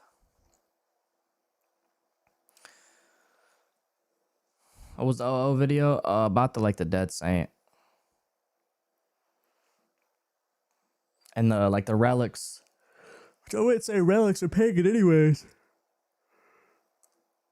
So, but yeah, that was like a video went around a lot. People thought it was Easter. Because the thing is, people see an Orthodox church And they'll assume it's Eastern, but Oriental Orthodox Church will sometimes just call themselves Orthodox Church. So someone might go to that and, you know what I mean, like be led astray. Same thing with true Orthodox or genuine Orthodox churches. They're also fake Orthodox. That's one of the reasons why I made my website with the zip code finder on it, because it's very important that people know where they're going and like they know what they're getting themselves into. Hello, Yo, what's up? what's going on? Nothing much. What you got, man? So I just want to understand this. Like, if someone is actually in reality worshiping the true God, it would necessitate that true God is always going to be the Father, Son, Holy Spirit, right? Like, you can't worship, like, for example, the Holy Spirit only and leave So out. yeah, I mean, I think that when we worship like the Son, we're also worshiping the Father, because he says, you must honor me the same way as you honor God. So I think that when you know, when we're worshiping the Son, even if we direct it to specifically the Son, it's ultimately still going to the Father and Holy Spirit. So yeah. And so does that apply to the Father as well? For example, if I'm going to be worshiping the Father, I'm going to be worshiping the Son technically? Yeah. Okay, so would you say that applies to Jesus as well? Like, if he's going to be worshiping the Father, is he also worshiping the Son? Well, yeah, I mean, it depends what you define as worship. If you're defining worship as the highest form of honor, then yeah, I think that he's also giving himself the highest form of honor. But it just depends how you define worship, though. Okay, so I define worship as like actually there's many definitions, but like just the biblical one that's used only for God, I guess, like in the Greek. I believe it's I think it starts with a P. Or no, it starts with L. So I think it's latria. I think that's like Latria? Latria or something like that. There's I believe that's latria and like, dulia. yeah, and then there's like proskuneo as well. But like, I'm mainly talking about like the L one, I guess. Mm-hmm. So when that word's used, How do you I guess define that, though? How do I define worship? How do you define latria? Yeah. I mean, I just go based on how the church fathers would look at it. How do they define it? Well, the church fathers say that worship could mean prayer. That's a form of worship. I wouldn't say so, because you can pray to the saints. And that ain't worship. Well, the church fathers say you can pray to the saints. Yes. I thought they say you ask the saints to pray for you. I didn't know you guys actually pray to the saints. You pray to the saints for them to pray for you. In the Because same way you prayer pray is to God? communication. So we're communicating with the saints to pray to us, to the Father. So we're not praying to them in the sense that we ask them to you know, heal us, do all this, etc. We're praying to them to ask them to pray for us. Okay, but the type of prayer that you're doing, is that the same type of prayer you do for God? Because Well, what I'm talking same, about, it's the same thing. We're not asking the same thing, though. It's the same prayer, but we're not asking the same thing in the prayer. so would it be wrong for me to ask Mary to have mercy on me? No. You really, I can literally show you church fathers that say that verbatim. So. I know, that's why I said that, because I've seen church fathers say Mary, like. But you understand what they mean when they're asking that, right? They don't mean that Mary is the all-powerful one that can do that. What they mean by that is to pray to the Father for them. Like if I ask my priest, have mercy on me, it's because I'm like, listen, I know I've sinned a lot. I've done a lot of bad things, and I'm asking that even though I continue to do these bad things, please still pray for me. So they're not asking Mary specifically in the same way that ask God to have the power over this. They're just asking them to pray for her. So wait, be honest, have you ever told your priest have mercy on me? Have I told my priest have mercy? I don't think specifically, no. Okay, because I've never heard anyone say that to a priest. Like when I was Christian. Yeah, I mean, I know people have, because if you look at like some of the writings of like Saint Seraphim Rose or Saint Paisios, especially, actually, people ask him to have mercy on them. Okay, I mean, when I was Christian, I didn't really take those, so maybe that's just out of my ignorance, but forgive me for that. But I wanted to kind of go back on the topic. I feel like we kind of left it out. So I'm just defining worship as the highest form of honor, and that's how you're defining it too. You can either reject it or accept it. Well, then he also gives himself the highest form of honor as well. So So you think worship just means the highest form of honor? Giving the highest form of honor, yeah. Which church fathers like I'm using follow that because if you read the context of right before he says to worship, he says, honor me the same as you honor the Father. honor me the same as you honor the Father? Yeah. So that's but that like again, that definition is not like going to be applied in every single case. What do you mean? Because like for example, right, like when I said my definition is prayer, right, technically I'm still like if I said, okay, I don't actually want to say this, but like if I said Christ have mercy on me, right, you know, and then I would say Saint Mary have mercy on me, right, I'm still saying the exact same words. So wouldn't that be me honoring Mary the same as I do Christ? No. No. So why does that not Just fall? because you say the same thing to two people doesn't mean you're honoring them the same. Okay, so then Because every Christian would bow down before Christ, obviously more before they would bow down to Mary, because Christ is our God. So that's why the honor definition is kind of ambiguous. But I don't think so. I don't think it's ambiguous. We give a higher form of honor to God than we do to Mary or any of the other saints. How do you just I'm saying how do you guys honor God more? Can you tell me like what type of things do you guys do that proves that you guys honor God more than Mary, for example? I mean, yeah, because for example, we know that there is no one that is above him. We put no one above him in the sense that we don't say that, God, pray to someone else to do this for me, to help me, save me, etc. We know that he is the highest form, so we put him at the highest form. While the saints, for example, we say, hey, I know there's someone above you, ask him to help me. Yeah, but not in every instance are you doing that when you're praying to the saints. Oh, I am. Literally in every instance you pray to the saints, it's always because the only reason they're able to do anything is because God grants them the power. But there's nobody above God, so. I'm not speaking about you. Like I meant like in the you like the plural. Like I don't know how because like I speak French too, so it's kind of confusing. But like I'm talking about like church fathers. Like you like you said when they're saying it, like they don't always mention the Father. They don't always mention Christ when they're invoking some of these saints, right? You don't have to mention them for that to be your goal, though. Okay. I mean, yeah. So you're saying that what makes you like? Would you guys do sacrifices for someone other than God, or is that not acceptable? For sacrifices? Not that type of sacrifice, no. Okay, is prayer a type of sacrifice? Can be. It depends how you like. If you're sacrificing something to pray, maybe, but I don't think inherently it's a sacrifice, no. Okay. Well, I thought that the Eastern Orthodox Church would have said that sacrifices of praise or whatever, giving thanks and glory to God, which would be like some type of. I don't see how giving thanks is a sacrifice. I think I have a quote on it, but. Sure, you can show me. But I don't think it's really relevant. It doesn't really prove anything. Like if I even were to bring it to you.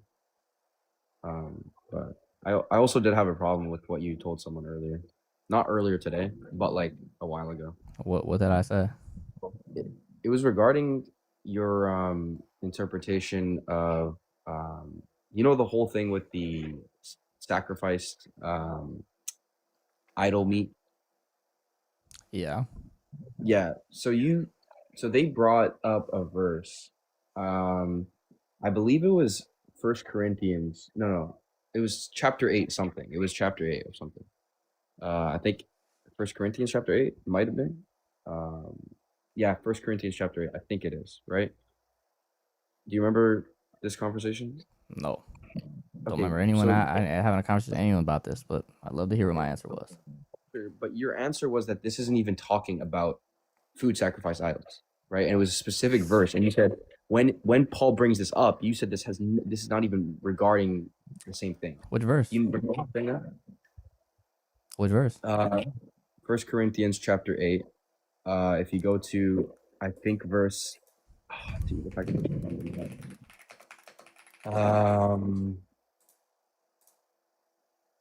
that. Verse 8. That's what it was. Yeah. You said, but food does not bring. You said when it says, but food does not bring us near to God. We are no worse if we do not eat, and no better if we do. You said this has nothing to do with the sacrifice items, correct? Verse 8? Yeah. No, it's later on when it talks about the washing of hands. Okay, So no, I'm talking about 1 Corinthians chapter 8, verse 8. No, That verse verse. 8. No, all verse 8 is speaking about is the Gluttony, fact right? that what? You said it's to do with gluttony. Huh? Didn't you say it was to do with No, gluttony? what? Or Bruh, like no. just to eat What? in general? No, bro. What? Okay, no. Okay, verse 8 is referencing the fact that he's saying that it doesn't actually do anything to you. Like, it's not, if you eat some sort of like sacrifice food, it's not going to technically harm you. That's what he's saying, okay? Now, what he's not saying it's okay to do it, but he's saying it's not going to actually like harm you if you do it. Okay, so would you say that sin harms you? It can. It depends. I don't think that all sin is going to like harm your body, for instance. Okay, well, this is obviously not going to be talking about a physical harm, right? When he says their conscience is weak, right? He's talking That's about like later more of on like in a different verse, yeah. that's before the verse. That's literally the verse before it. He says in verse 9 too. Verse 9 and 10. Verse 10 Yeah. specifically. Yeah, verse 10 he also talks about conscience. Yeah, that's true. Well, yeah, that's talking about what's being offered to them. He said the only thing he's mentioned about his conscience is because their conscience is weak. So he's not talking about a physical thing here. Like obviously the meat Brother, is that's like, one of the things he's talking about is that their consciousness is weak. The whole reason for them bringing their consciousness up is because he's saying they're doing it because their consciousness is weak. Yeah, but look when he says when you sin against them in this way and ruin their weak conscience, you sin against Christ. Like he's talking about a spiritual Which thing verse? here. He's not talking, I believe that's verse it's at the bottom of 1 Corinthians. I don't know the exact number. It's at the really bottom of 1 Corinthians chapter 8. Verse 12, but when you thus sin against the brethren and wound their weak conscience, you sin against Christ? Yeah. Okay. What about it? So no, I'm saying like he's talking about like spirit, like he's talking about spiritual means in this case. Yeah, that's one of the things he's talking about, yeah. So if you're sinning against people, right? In the sense that like, you know, you're like, do you know what he's condemning them for here, by the way? Like in that what you just read? Yeah, for having a weak conscience and leading people away. Yeah. Okay, but you're saying that like there's a case where sin won't harm you spiritually, or are you talking about physically? Talking about physically. Okay, so would you agree that in every sense sin is going to be harmful in every sense spiritually? You're talking about spiritually, yeah. Yeah. Okay. Good. So would you say that when he's saying that it's not going to be worse if you do not eat it, is that saying physically or is that saying spiritually? Yeah, that's what the church fathers say. Talk about physically.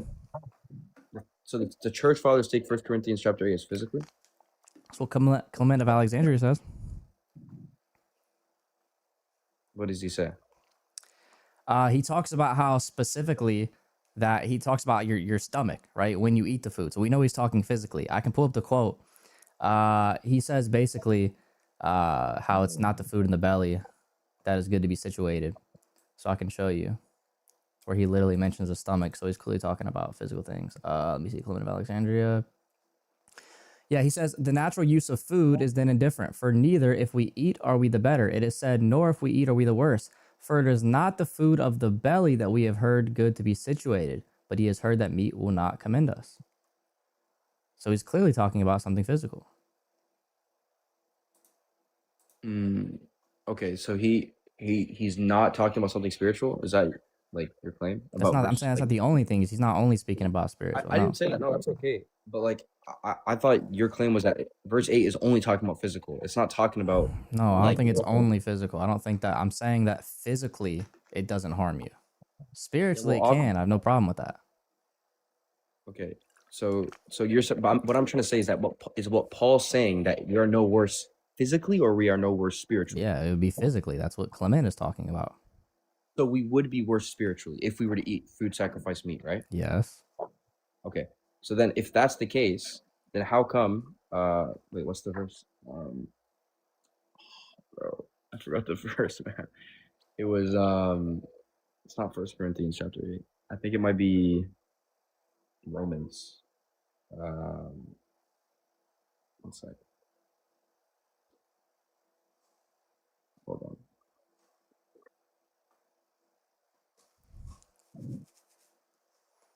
Okay. Y'all ain't hear me say y'all like the live. I think it's do not destroy the work of God for the sake of food. Yeah, Romans chapter 14. I don't know which verse, bro. I'm gonna be honest. But it's like along the lines of do not destroy the work of God or the sake of food or something like that. And then he says all food is clean, but it is wrong for a person to eat anything that causes someone else to stumble. So someone else to stumble here, this is gonna be talking about sin and spirituality, right? Like this is a spiritual, this is not a physical verse. Yeah. Like Which verse? You haven't told me the verse yet. It's you should know it. It's like when he says, "Do not destroy the work of God." Bro, I don't know. I don't have a verse memorized, bro. Which verse? Okay. All right. I'll just search it up, bro. Hold on a second. Hold on, bro. You have a whole like setup, bro. Does that mean I'm gonna memorize the Bible? Just no. I'm saying just search it up. Like you can just search up "Do not destroy the I'm work of in God." Romans 8. I don't know which verse you're talking about. It's not Roman. It's Romans 14. It's Romans 14. Or I'm in Romans 14. Yeah, I don't see anything here about it. Okay, it's verse 20. It's verse 20. It's verse 20. Do not destroy the work of God for the sake of food. All things are indeed pure, but it is evil for the man who eats with offense. What about it? Yeah. So like, is this gonna be like Wait, what was that? Verse 20? Yes. Okay. So is this verse gonna be referencing like when he says all food is clean? Is that gonna be like a physical thing, or when he says all food is clean in the sense that like spiritually it doesn't harm you? Yeah, obviously he's not speaking about the fact of he's not talking about like if you mean like physical like the wiping off of things, etc. He agrees that all food is clean in terms of the spiritual practice of it. Obviously that's a general claim though, not an exclusive claim. Okay. So it's not an exclusive claim then. That's what you're saying. It's a general claim, yeah. Okay. So when he says, "But whoever has doubts is condemned if they eat," what does he mean by that? Which verse? It's the last verse. But he who has doubts is condemned if he eats, because he does not eat from faith, for whatever is not from faith is from sin. Oh, he literally explains if you keep reading the verse. He literally says why. Yeah, I'm saying what does he mean by everything that does not come from faith is sin because their eating is not from faith? So yeah, like it is everything in life. Meaning, if you do things in life, but you do them out of your own spite or out of your own will and not from the will of God, and that's not a good thing. So I'm asking you, what are they doubting exactly? They're doubting everything of God, that this came from God. Like literally everything of God, because they don't have faith. So they have doubts in their mind as they're eating. Is that what you're saying? And that becomes a sin. Doubt in their mind in general in life of God. If you have doubt in your mind of God, oh, this might not have come from God, etc., then well, obviously it's going to be bad. You're supposed to know everything comes from God. Okay, that makes sense. All right. Okay, can I ask one last thing before I like leave? Sure. Okay. I also had a problem with what you told someone regarding Matthew 13, no, Mark, I think it was Mark 13:32, or like Matthew 24:36. Okay, what's your problem with it? So you said maybe like okay, I'm quoting this, but like it's not verbatim, but you said that this is like gonna be to make it known. I think that was your response, correct? Yep. Okay, so like I just have a problem with this, right? So when you read the text, right, Matthew 24:36, if we're gonna go off what you said to make it known, then this would also be applied to the, I guess, the angels and the sure, yeah, and the Father too, right? So only the Father would reveals make it known. Yeah, right. And he is the only person who makes this known, correct? Yep. Okay. So like if that's the case, then how do you deal with revelation? Like Well, when the angel trumpets the horn? Yeah, like is he not making it known? No, I think the Father makes it known to the angels, and then the angels are the one who does that. But the Father is the one who ultimately makes it known.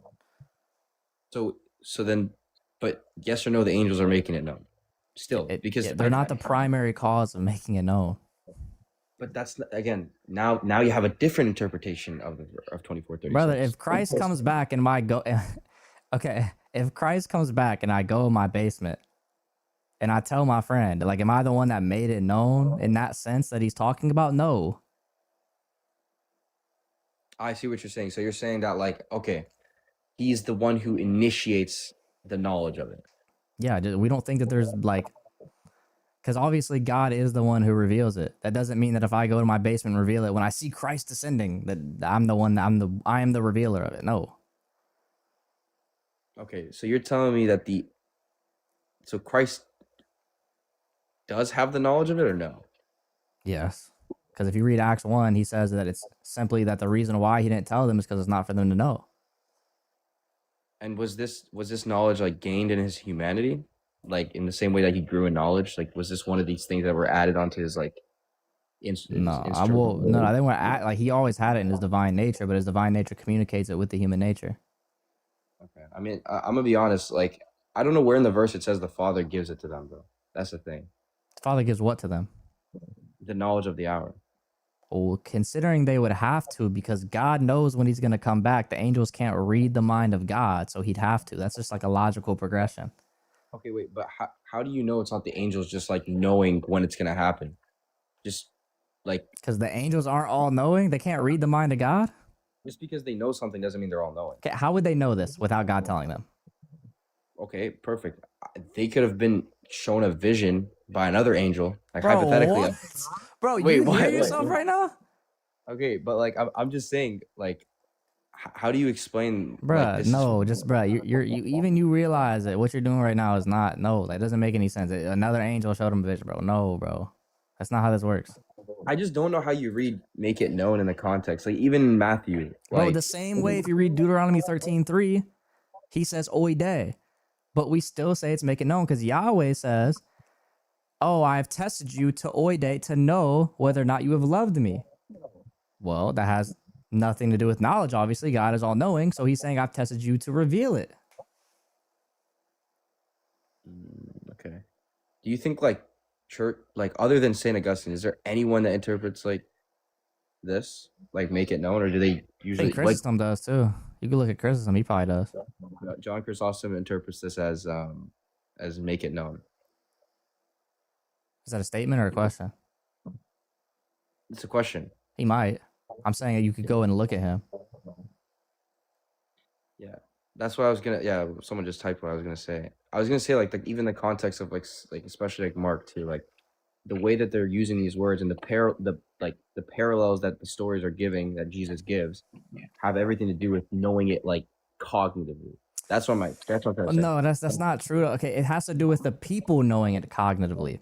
And how does the people know something cognitively? It's because someone reveals the information to them. That's how you know something cognitively. So we can say that the context is cognitive knowledge is fine, but how do they gain that cognitive knowledge? The only way they'd be able to gain that is God reveals it to them.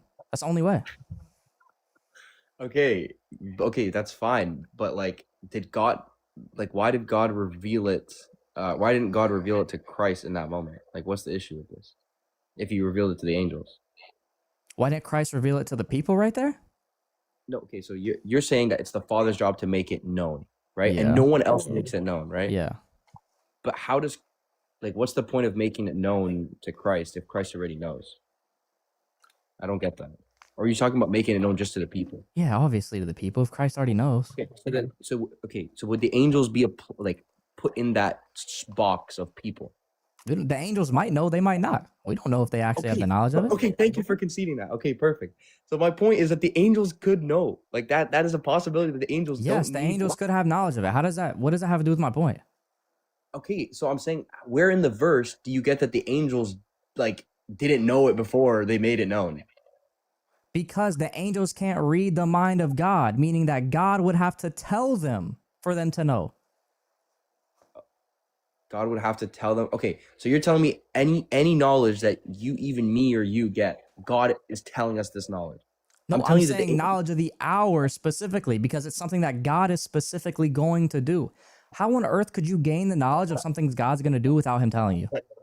That's circular, because you're assuming that verse in Matthew is talking about making it known.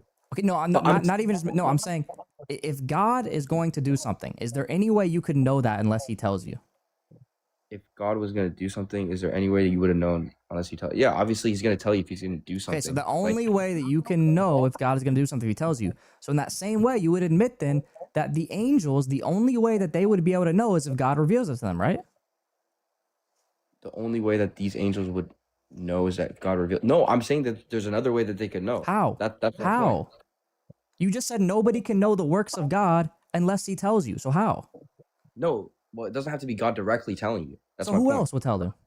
Okay, I got you. I can give you a perfect example. Ready? So we can just say that God made it known to one angel, right? And then that angel like made it known to another angel, and like they just know this before. And then God the would angel, still be the primary cause of making it known. but again, this is not talking about primary cause. So We're it's not talking about primary. everything, any sort of anything. No, we're talking about the revealing of an hour, right? That's what you interpret it, So right? why did he say later on then that it's not for you to know the times of the seasons that the Father's put in authority? Because he's talking to human beings. So it's not for you to know. When they asked him Human again. beings. Yes. He's not for human beings to know. Exactly. Including Jesus. So, well, Jesus is He's just a a human. being. Yeah. So he's just a human? No, I'm not saying that he's only a human according to the Eastern Orthodox position. What I am saying though is that because that's irrelevant then. If you agree that he's not just a human, that's irrelevant then to what we said here. Wait, but he's still a human. Oh, okay, but I'm saying it's because that they are just humans why they can't know. God is able to know everything. Okay, can humans know everything? Can they? I don't think humans would ever know everything. Okay, perfect. So anyone that has a human nature, it would necessitate that they're not going to be all knowing. No, I said if they're only humans. Jesus is God. Okay, so if they're only humans, they can't be all knowing, right? Correct. Okay, but if they also have a divine nature, then they can be knowing and all knowing at the same time? Yes. Or does it negate each other? Or does it still? No, do you think negating properties means it's a contradiction? Just curious. No, I didn't say that. Okay, so great. So yes. So then yeah, I don't have no issue with that. So it cancels out now. He's no longer not like knowing because he has the divine nature, yeah? Yeah, we believe that the divine nature permeates all things to the human nature. Permeates, okay. So he's not actually fully human then. Yes, he is. Dude, that's like saying because he doesn't have sin, he's not fully human, bro. What? Wait, he doesn't have sin? No, what? Wait, you guys don't believe he has like even the like inclination to sin? No. Or like even like the thought to sin? No.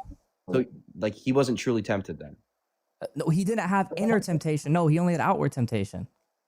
What the heck? What does that even mean, outer temptation? That's means not temptation. I can tempt you with something. It doesn't mean you're going to feel tempted by it.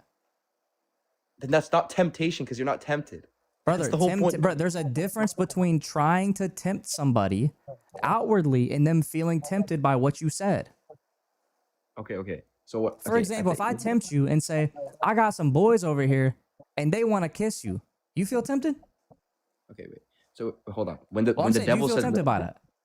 Wait, what? When you say, oh, what? Say that again? Well, if I say I got some boys over here and they want to kiss you, if you give me $10, I'll let you come over. Do you feel tempted by that? No, I don't feel. Yeah, I don't feel tempted. But okay, you are trying. So wait, but I just tried to tempt you though.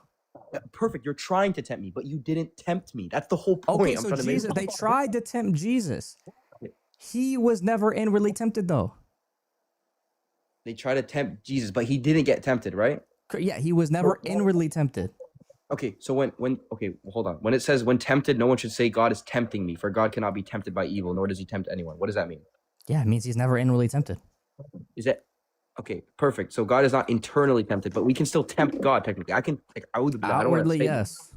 Okay, so clearly, when we're talking about temptation, we're not talking about some outer temptation BS. We're talking about inner temptation. No, we are. Exactly. We're talking about inward temptation. So you asked me if Christ is ever tempted. Amen. That's talking about inward temptation. The answer is no. He was never inwardly tempted. Okay, so can you explain the verse that literally says that Jesus was led by the Spirit into the wilderness to be tempted by the devil? Yeah, to be tempted, meaning that he was going to. That was what was going to occur, was that Satan was going to try to tempt him. If I lead you somewhere to do something, that doesn't mean it's going to end up prevailing. How about this? Okay, I'll ask you maybe a clarifying thing. Is it necessary that human beings have inner temptation? No. No. No. So there is Adam and Eve didn't. Bro, I wouldn't say Adam and Eve when they were first created had inward temptation of anything. What? When Adam and Eve were first created, I wouldn't say they had inward temptation of anything. Of any evil? No, not in the beginning. No, not until after Well, the tree of good and evil was there. no, it was before they did the action that they were tempted. Yeah, but I'm saying not until the tree was there did they have any inward temptation. Before that, they had no So inward in their, temptation. so in their okay, so in that state that they were in before they even ate it, they still could be tempted internally. Dude, I'm saying before the tree was there, they didn't Before the have tree was any there? inward temptation for So- anything. So it's possible to God- not have inward temptation. So God just made people like be tempted to sin once he spawned the tree. Is that what you think? I think that once they saw something that they wanted, then they were inwardly tempted. Before that, they didn't see anything they wanted that was against God because there was nothing that was against God. Okay. Oh, okay. So you mean after like he told them not to eat it is what you're saying? Yeah, after it was considered to be a sin. Oh, okay. They okay, I get what you're saying now. Okay. So then in this case that after that moment, every single human from there has this inclination to sin. Yeah, we have an innate inclination to sin, yes. Okay. Now, would you say that someone who doesn't have the inclination to sin is like inhumane? No. I would say they reach theosis, if that's the case. Because that's I would say they reach theosis then. So okay. That means that person doesn't need Jesus. So hypothetically, there is a person. That's not what that means, dude. Yes. If you don't have the inclination to sin, doesn't mean you don't need Jesus, bro. We still have a corrupted nature. We still got to go through death. Who's gonna save us from death? Okay, wait. You still die even though you believe in Christ. You still actually die. I hope you know that. Yes. So who's the Dude, person so who do we need to save us from death? Christ. Whether or not we have an inclination to sin or not, guess what? We're still gonna die. Okay, that's fine, but that has nothing to do with what I'm saying. Yes, it does, because you said they would not need Christ if they had no inclination to sin. That's wrong, because even if somebody went their whole life without sinning, they still would need Christ. Okay. The reason why I said that is because the church describes this thing of like a second nature that you get after you are, in the church and you've been It's not a baptized. second nature. I don't know where you got that from. Second nature in a sense. I'm not saying it's actually a second nature, but you get like Just literally a glorified. Your nature glorified. That's all it is. Yeah, perfect. It's your nature glorified. But the way the church describes it is that there's still this old you that exists, right? And that's the battle now. Is that not true? The old you after you're glorified? Yes, after you're glorified, you're still Who says battling a that? little bit. Oh, okay, I got you. Here, let me just pull this I up. would love to see where they say after you're glorified, you still have the old you there. Okay. Like you guys obviously take the same fathers that the Oriental Orthodox Church takes, right? Like the early fathers, yeah.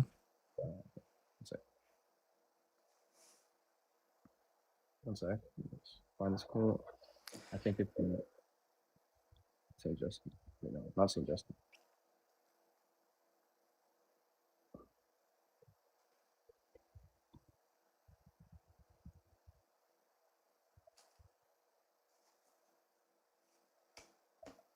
I haven't ate all day, man. I need to get some food.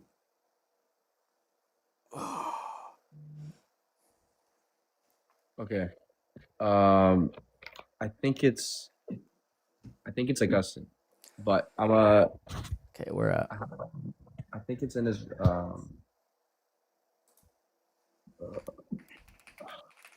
it might be in his one of his confessions. Or no, it might be no, not his confessions. Oh, okay, I remember. If you go to the City of God, I think it's the City of God. City of God. I got the full City of God physical book if we need it over there. Good. Have you read it? Yes. Well, not all of it. It's a freaking 1,000 pages. Okay. All right. Okay, I think it might be when he literally talks about Adam and Eve. Like it literally sounds like exactly the conversation we had. You go to book 14. Book 14. Okay, book 14. That's page 344. Okay. Look what he says here. This is actually insane. Page 344? Page 344? No. I said page 4 or I said page 344? Yes. When?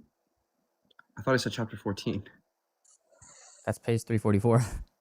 Oh, okay. Sorry. My bad. No, go to chapter 1. That's page 344. Okay. My bad. I didn't. I don't know what you mean by page 345. I don't have the physical book. I just go on New Advent, so I don't know what you mean by 344. But on New Advent it says that this is like not to do with it, but it's to do with the first thing I brought up, and then I'm going to show you where he talks about the two nature type of thing. But look, he says, derive all men from one individual and created man with such a nature that the members of the race should not have died, had not the two first, of whom the one was created out of nothing and the other out of him, merited this by their disobedience. For by them so great a sin was committed, that by it the human nature was altered for the worse, and was transmitted also to their posterity, liable to sin and subject to death. So what does liable to sin mean? Means that you have the ability to sin. Okay. Where on earth does that say what you were saying? Where you said that they have the worst nature is still there? No. I just clarified to you before that I'm talking about the first thing I brought up, and then I'm gonna bring up what I'm talking about. I want to talk about the second thing you said you was gonna bring this up for. Where does he say that specific that we still have our worst or second nature, our bad nature, after we're glorified? This is when he talks about the glorification. So let me just 1 second. Let me just scroll down.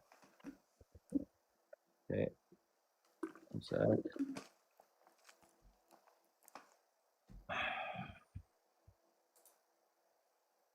I think it might be the chapter 28. Yeah, like the very last chapter. I'm gonna just read it to you, okay? Wait, I'll just go to it so we can read along. Chapter. This is when he talks about the nature of the two cities, the earthly and the heavenly. In fact, he quotes Paul. It's chapter 20.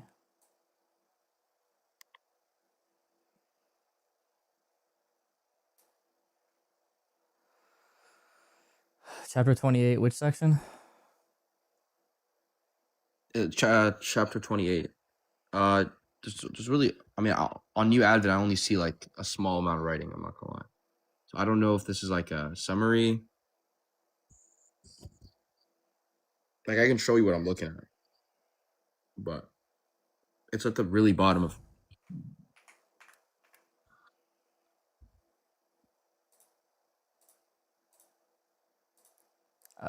Yeah, I see chapter 28.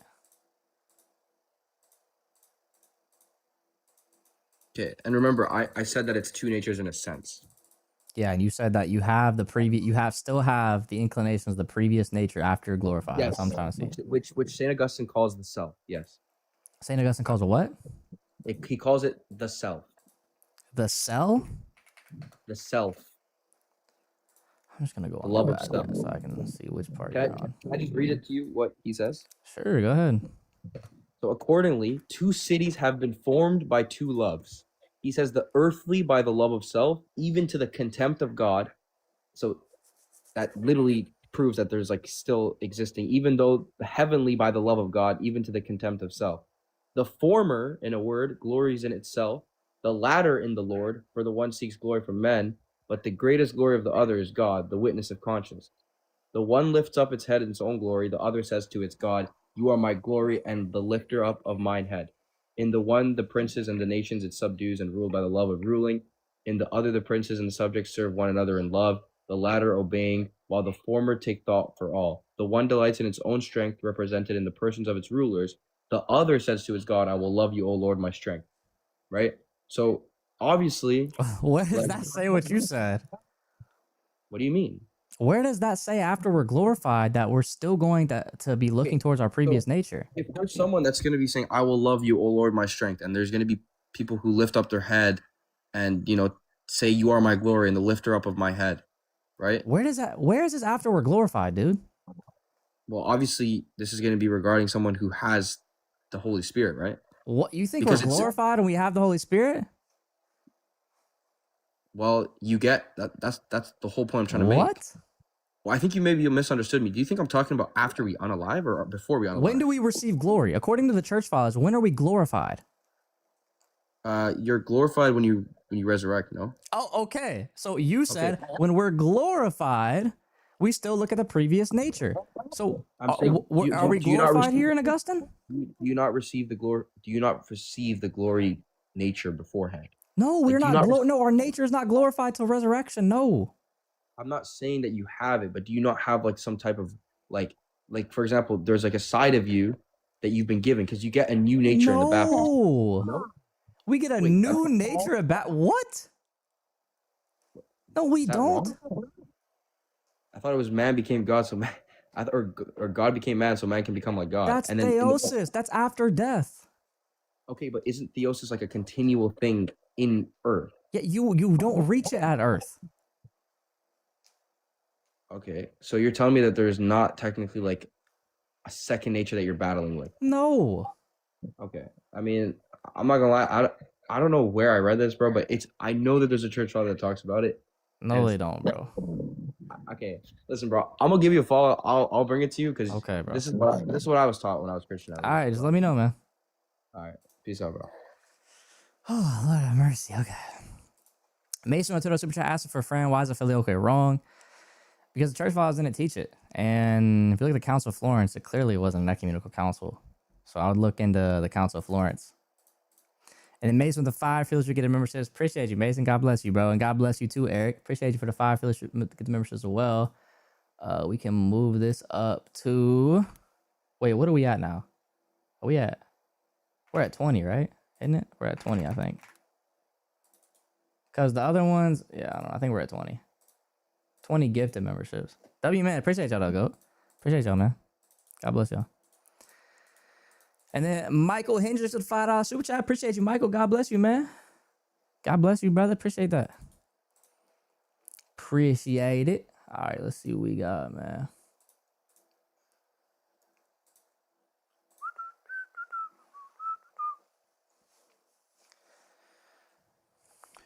Hello. Yo. What's up? What's up? So, just want to touch on the topic of the last guy. You said, every human is inclined to sin, or every human has an inclination to sin. Generally speaking, yeah. Does Jesus fall under the every human category under his human nature? No, that's why I said generally. Also, it's like special, like for Jesus, he doesn't Because he's have God, that. yeah, it's special. Yeah, but he's not God in his human nature. That does not matter because the person who has the human nature is also God. So the person who has the human nature is also God, but the person is not two persons, it's one person, correct? It's one person. That's the point. Since it's one person, that one person is God, then he doesn't have an And explanation. human? Yeah. But he's human also? Yes, but I'm saying but it's not a human person. He's a divine person. Okay, so the human nature of Jesus is not actually human? It's actually human. I don't think you need inclination to sin to be actually human. But you just said every human has an inclination to sin. Because we're corrupted right now. We'll still be human even after we reach grace in heaven. We'll still be human in heaven, but we won't have the inclination to sin anymore. Yeah, I understand, but I'm saying the statement every human has an inclination to sin. How can you not tie that to Jesus in his human nature while Jesus is a human fully according to you? The same way he said everyone must be baptized. Now, what about somebody that is on a remote island who doesn't even know about Jesus? Are they condemned to hell now? No, not necessarily. So everyone's a general claim. Mm-hmm. Okay, so the human nature of Jesus is not. So it doesn't. So like for example, when Jesus died, according to you, right? So the human nature didn't die. No, the person is that died. what you're saying? The person died qua humanity. The person just died qua the humanity and divinity. We believe that the divine nature participated in the death because the divine nature also ascended with Christ, still permeated the body in the tomb. The divine nature didn't leave him when he died. So it's a theandric act, yes. Is what you're saying? So the humanity of Jesus and the divinity, the humanity of Jesus and the divinity of Jesus died. No, natures don't do actions. Persons do. The divine nature nor the human nature didn't die. But the person of Jesus, hold on. Natures don't do actions. Persons do. Yes. But the person of Jesus is a human. He's a human. He's not a human person. He's a divine person. So what does it mean to be a human, Nick? It means to have a human nature. And Jesus has that, correct? Yes. So he's a human, Nick, right? Bro, please track. You just said he has a human nature. He's not a human person, meaning he doesn't have a second personhood that's human. So what died on the cross? His person, the person of the humanity, or the person of the... No, The bro, person died. it's the same person. Yeah, it's only one. So divinity also died on the cross. Is that what you're Oh saying? my gosh, bro! Natures don't die; persons do. So what person died on the cross of Jesus? The Jesus. person of yeah, but hold on. That person, hold on. Relax, calm down. The person of Nah, I'm good, Jesus bro. has Take care, bro. You slow as frick, bro. I'm not even gonna. I can't even, bro. I can't even listen, bro. Listen, bro. There's no way. Sometimes you just gotta just chalk it and just say, yep, you're not gonna understand a word that I say. Clearly, yep. You ain't gonna understand not a word that I say. That's clear. Nick, you ran. Okay, Johanna, I don't know what you're talking about. I don't know why the Johanna dude still be in my chat, bro. Johanna, you're not. You need to go study instead of being on my lives, bro. Reds with a final super chat. Nick DM me demanding this $5. Thanks a lot, dude. Now my family can't eat tonight. You grifter. Buy some grills for real. Much love. Well, listen, bro. You might as well send me the rest of your money in your bank account now too, for real, man. Send me the rest of the 32 cents, bro. Since you're not gonna eat anyways, man. Let me upgrade my drink to a large. You know what I'm saying? You know what I'm saying? Nathan, I appreciate the $20 on Give Butter. Nathan, God bless you, man. Thank you for the Give Butter donation. If y'all want to give on the Give Butter, link is in the bio. We much appreciate all donos there, man. Hello.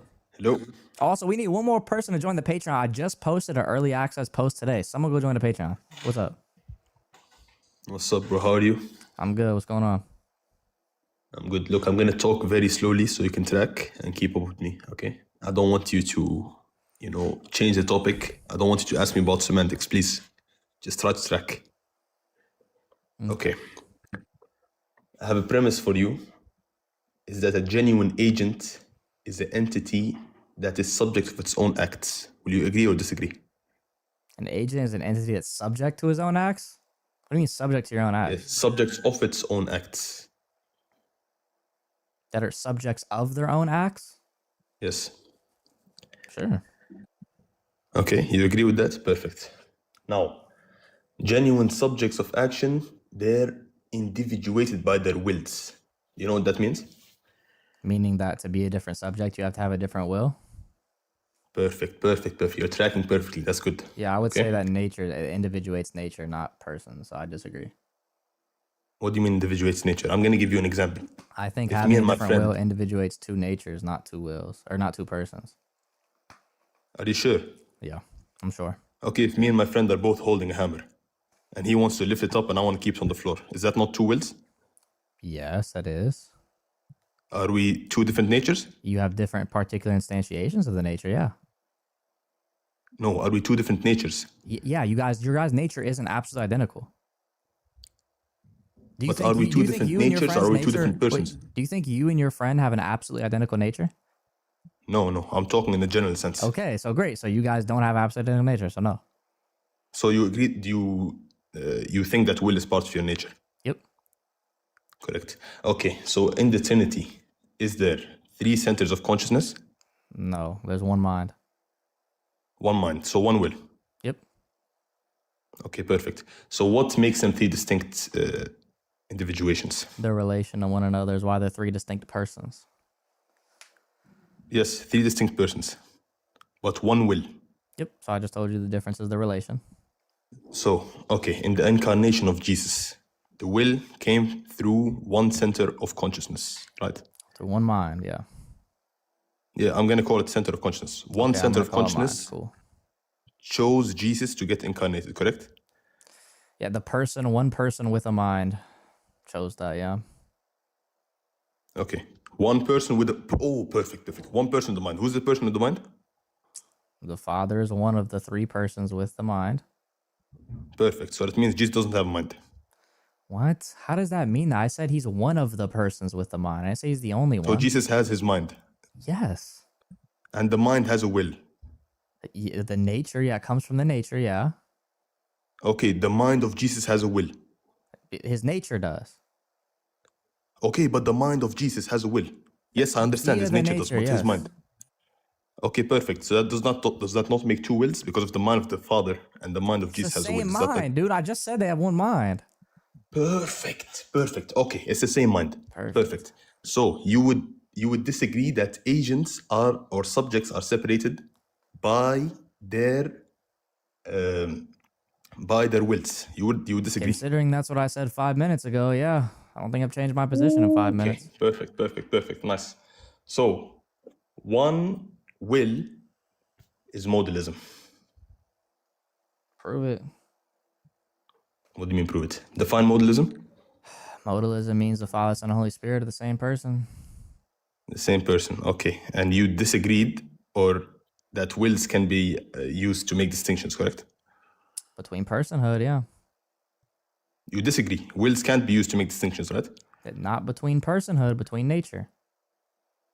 Yes, between nature. Okay. So one will for the Father, the God and Father, the Son and the Holy Spirit. Yep. Makes one nature, right? It's one nature, yeah. Okay. And one God, correct? Yep. Okay. So what makes them distinct again? What makes it just not three parts of one God? The relation to one another. What relation? The Son is begotten. The Spirit is spirated. Okay, and what does that mean internally?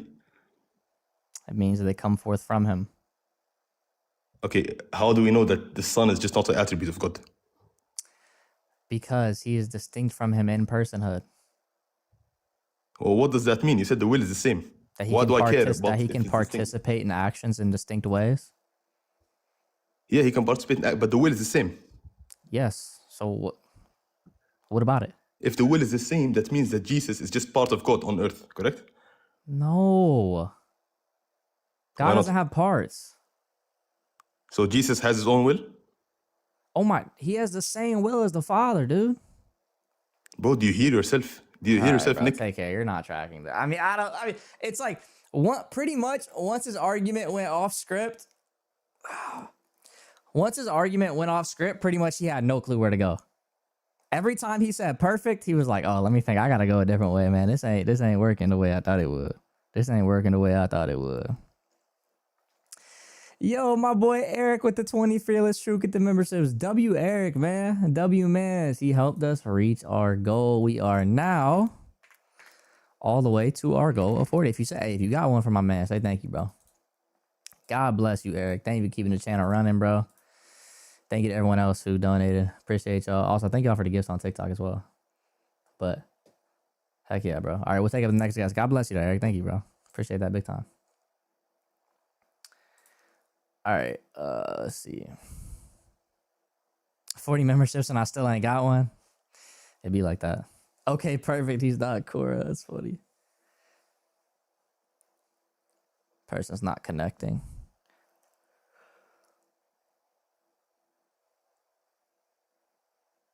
Great name, Eric. Yeah. Europeans have hijacked the scriptures, man. What? Me and Eric carrying this channel. Yeah, right. Two persons have the same decisions, everything. It means their will is the same. Yeah. It's just, it's pretty weird. I don't know. People just, like I said, people have like this preconceived notion of a script.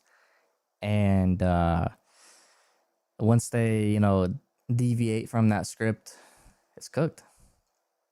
Rids, you did not get one, unfortunately, man. Hey, y'all gotta become a member though if you're not one, man. Because wait, no, we're still waiting on one new Patreon member. That's what I need. We need one more Patreon member. Chat, we need one new Patreon member. Where y'all at, man? Where y'all at? Is you leaving purgatory? No. How'd you learn to defend the Trinity? Study and read a lot of books. Stop with the allegations against the Europeans. I don't know who said that. That wasn't me, bro. It was not me. Am I what? Oh, post-millennial? Bro, honestly, I reserve to hold my views of Revelation, man. I reserve those views from talking about them because I don't freaking know. Revelation is the hardest book to interpret in the Bible. I promise you it is.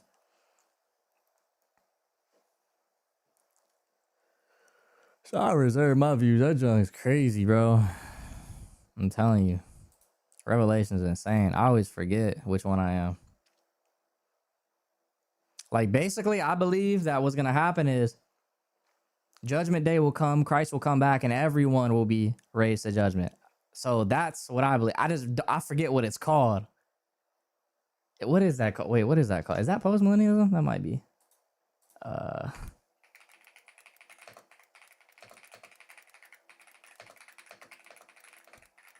What is that called? I don't remember, bro. I forget.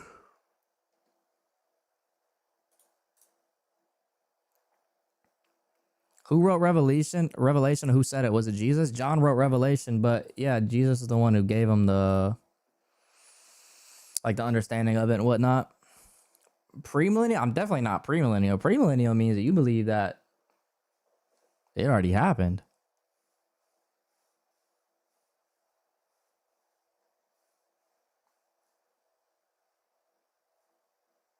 Where's that pre-trib? See, I don't talk about this stuff. Oh, amillennial. Yes, I think that's what I am. I think I'm amillennialism. Wait. I think I'm amillennial. That sounds familiar. That interprets 1,000-year rise as figurative, spiritual rather than literal. Earth. The kingdom teaches that Christ is currently reigning in heaven and present stage. The millennium is not a future event, an entire period. Christ essentially, they believe Satan was spiritually bound during Christ's earthly ministry. The two revelation instead of being spiritually. I think that's it. I'm pretty sure amillennial sounds familiar. I think I'm amillennial. I'm pretty sure. But hey, bro, don't quote me on that though. I could be wrong. I could be very wrong. Matter of fact.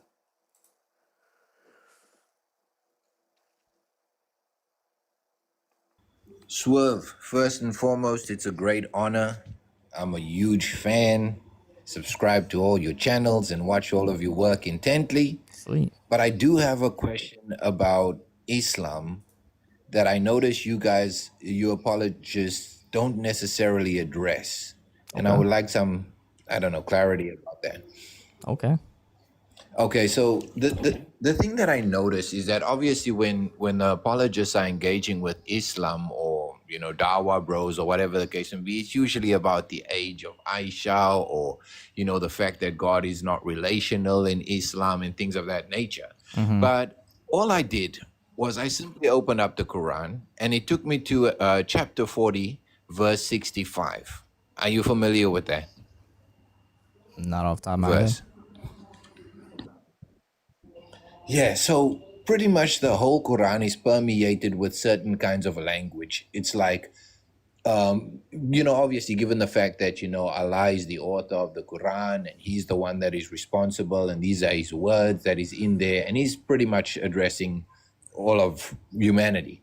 So I open up the chapter and the chapter is telling me things like he is the Almighty, he is forever loving, he is this and he is that. And I'm thinking to myself, hang on a second. Am I reading this wrong? Isn't this supposed to be some kind of a autobiography or something like that where someone is, you know, if I go to a job interview and my employer asks me, tell me about yourself. I'm not going to say he is this and he likes fishing and he likes going out with his friends. And you know what I'm saying?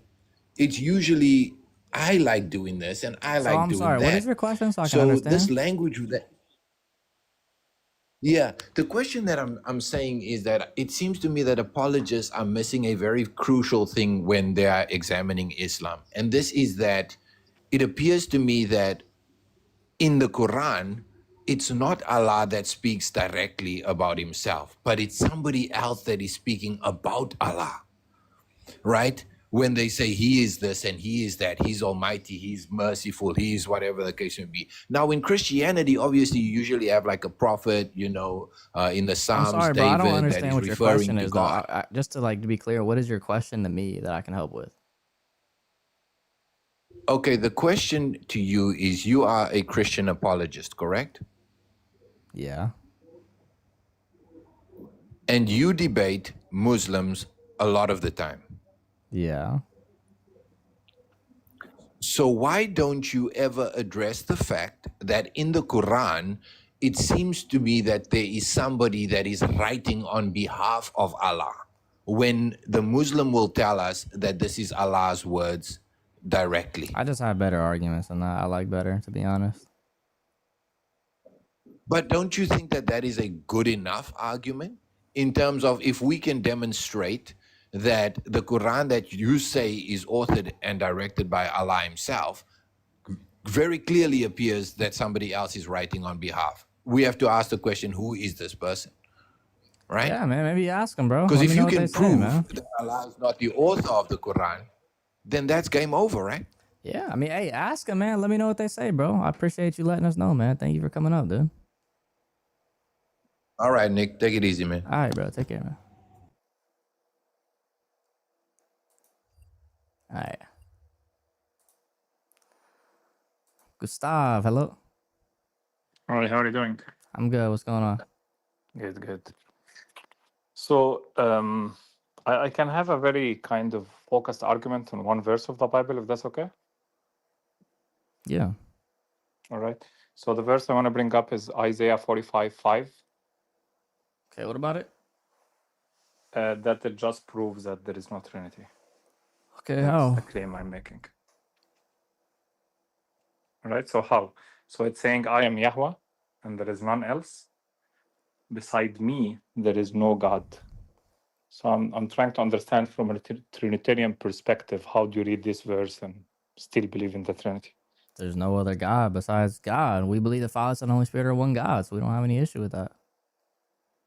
So when he says, I am Yahweh, whom do you think is speaking here? I think it's the being of God, all three persons speaking in unity.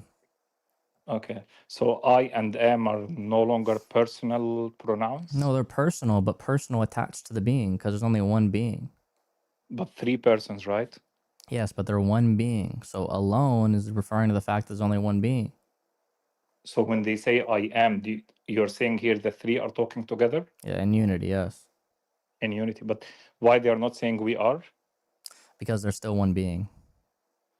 But again, it's not just singular pronouns, it's singular personal pronouns. Yeah, I don't have an issue with that. Again, it's still referring to the being. Okay. So the second part of the verse, when it says, beside me, there is no God, whom do you take as me here? So it's talking about God. So since there's only one God, since the Father, Son, and Holy Spirit are the same God, so besides me, the one God, the Father, Son, and Holy Spirit are the same God, there is no other God. Yeah, but me, it refers to God?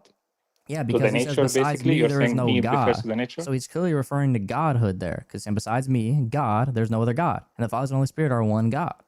Understood. But me is the nature, not the person?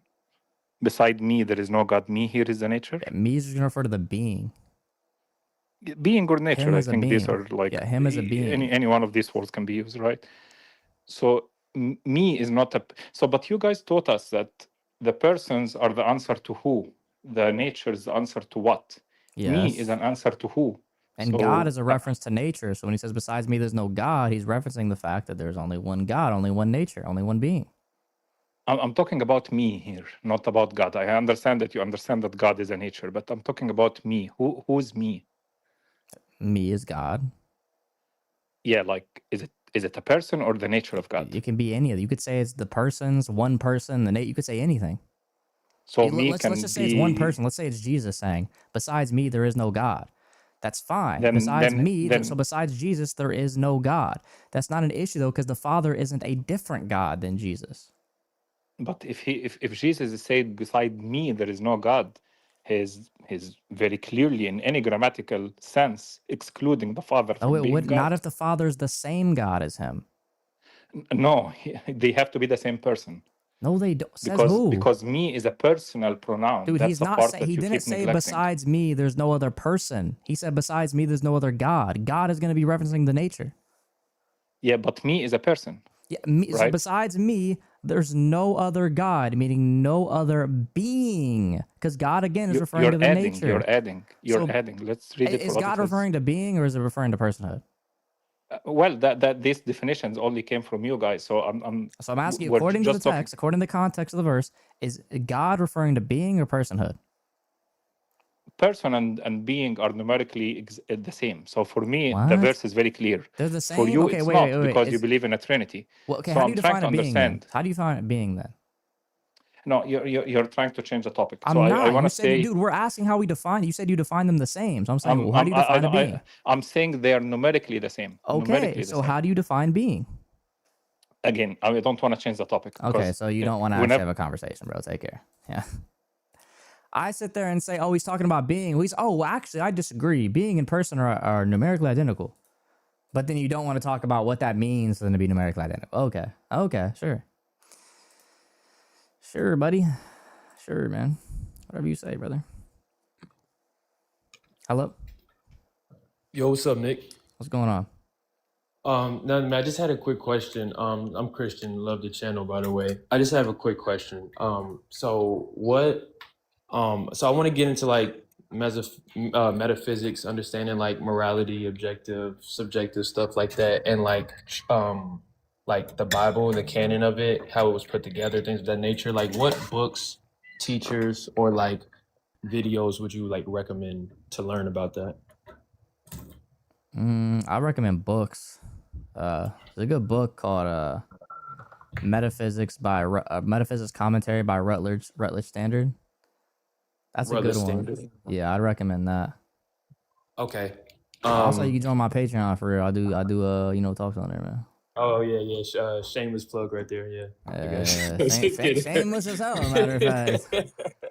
Okay. I'll look into that. Thank you. I'll get off now. Thank you. Yeah, bro. If you got any other book recommendations, DM me. I'll try to help. All right, bro. Shameless as hell, y'all. We still waiting on one new Patreon member that's live. What are y'all doing, man? When do y'all need to come through, bro? He dodged that a rock as a person. Yeah. Also, I seen bro said he was having twins. Who was it? Christopher, I think it was. God bless you and your twins, man. What's up? Hello? Oh, not twins, just a baby. God bless you for the baby. What's up? Oh, shoot. I didn't see you accepted. My bad. I don't mean to waste your time. I know you're trying to do debates, but I just had some similar questions. I was going to join us. Almost the same thing.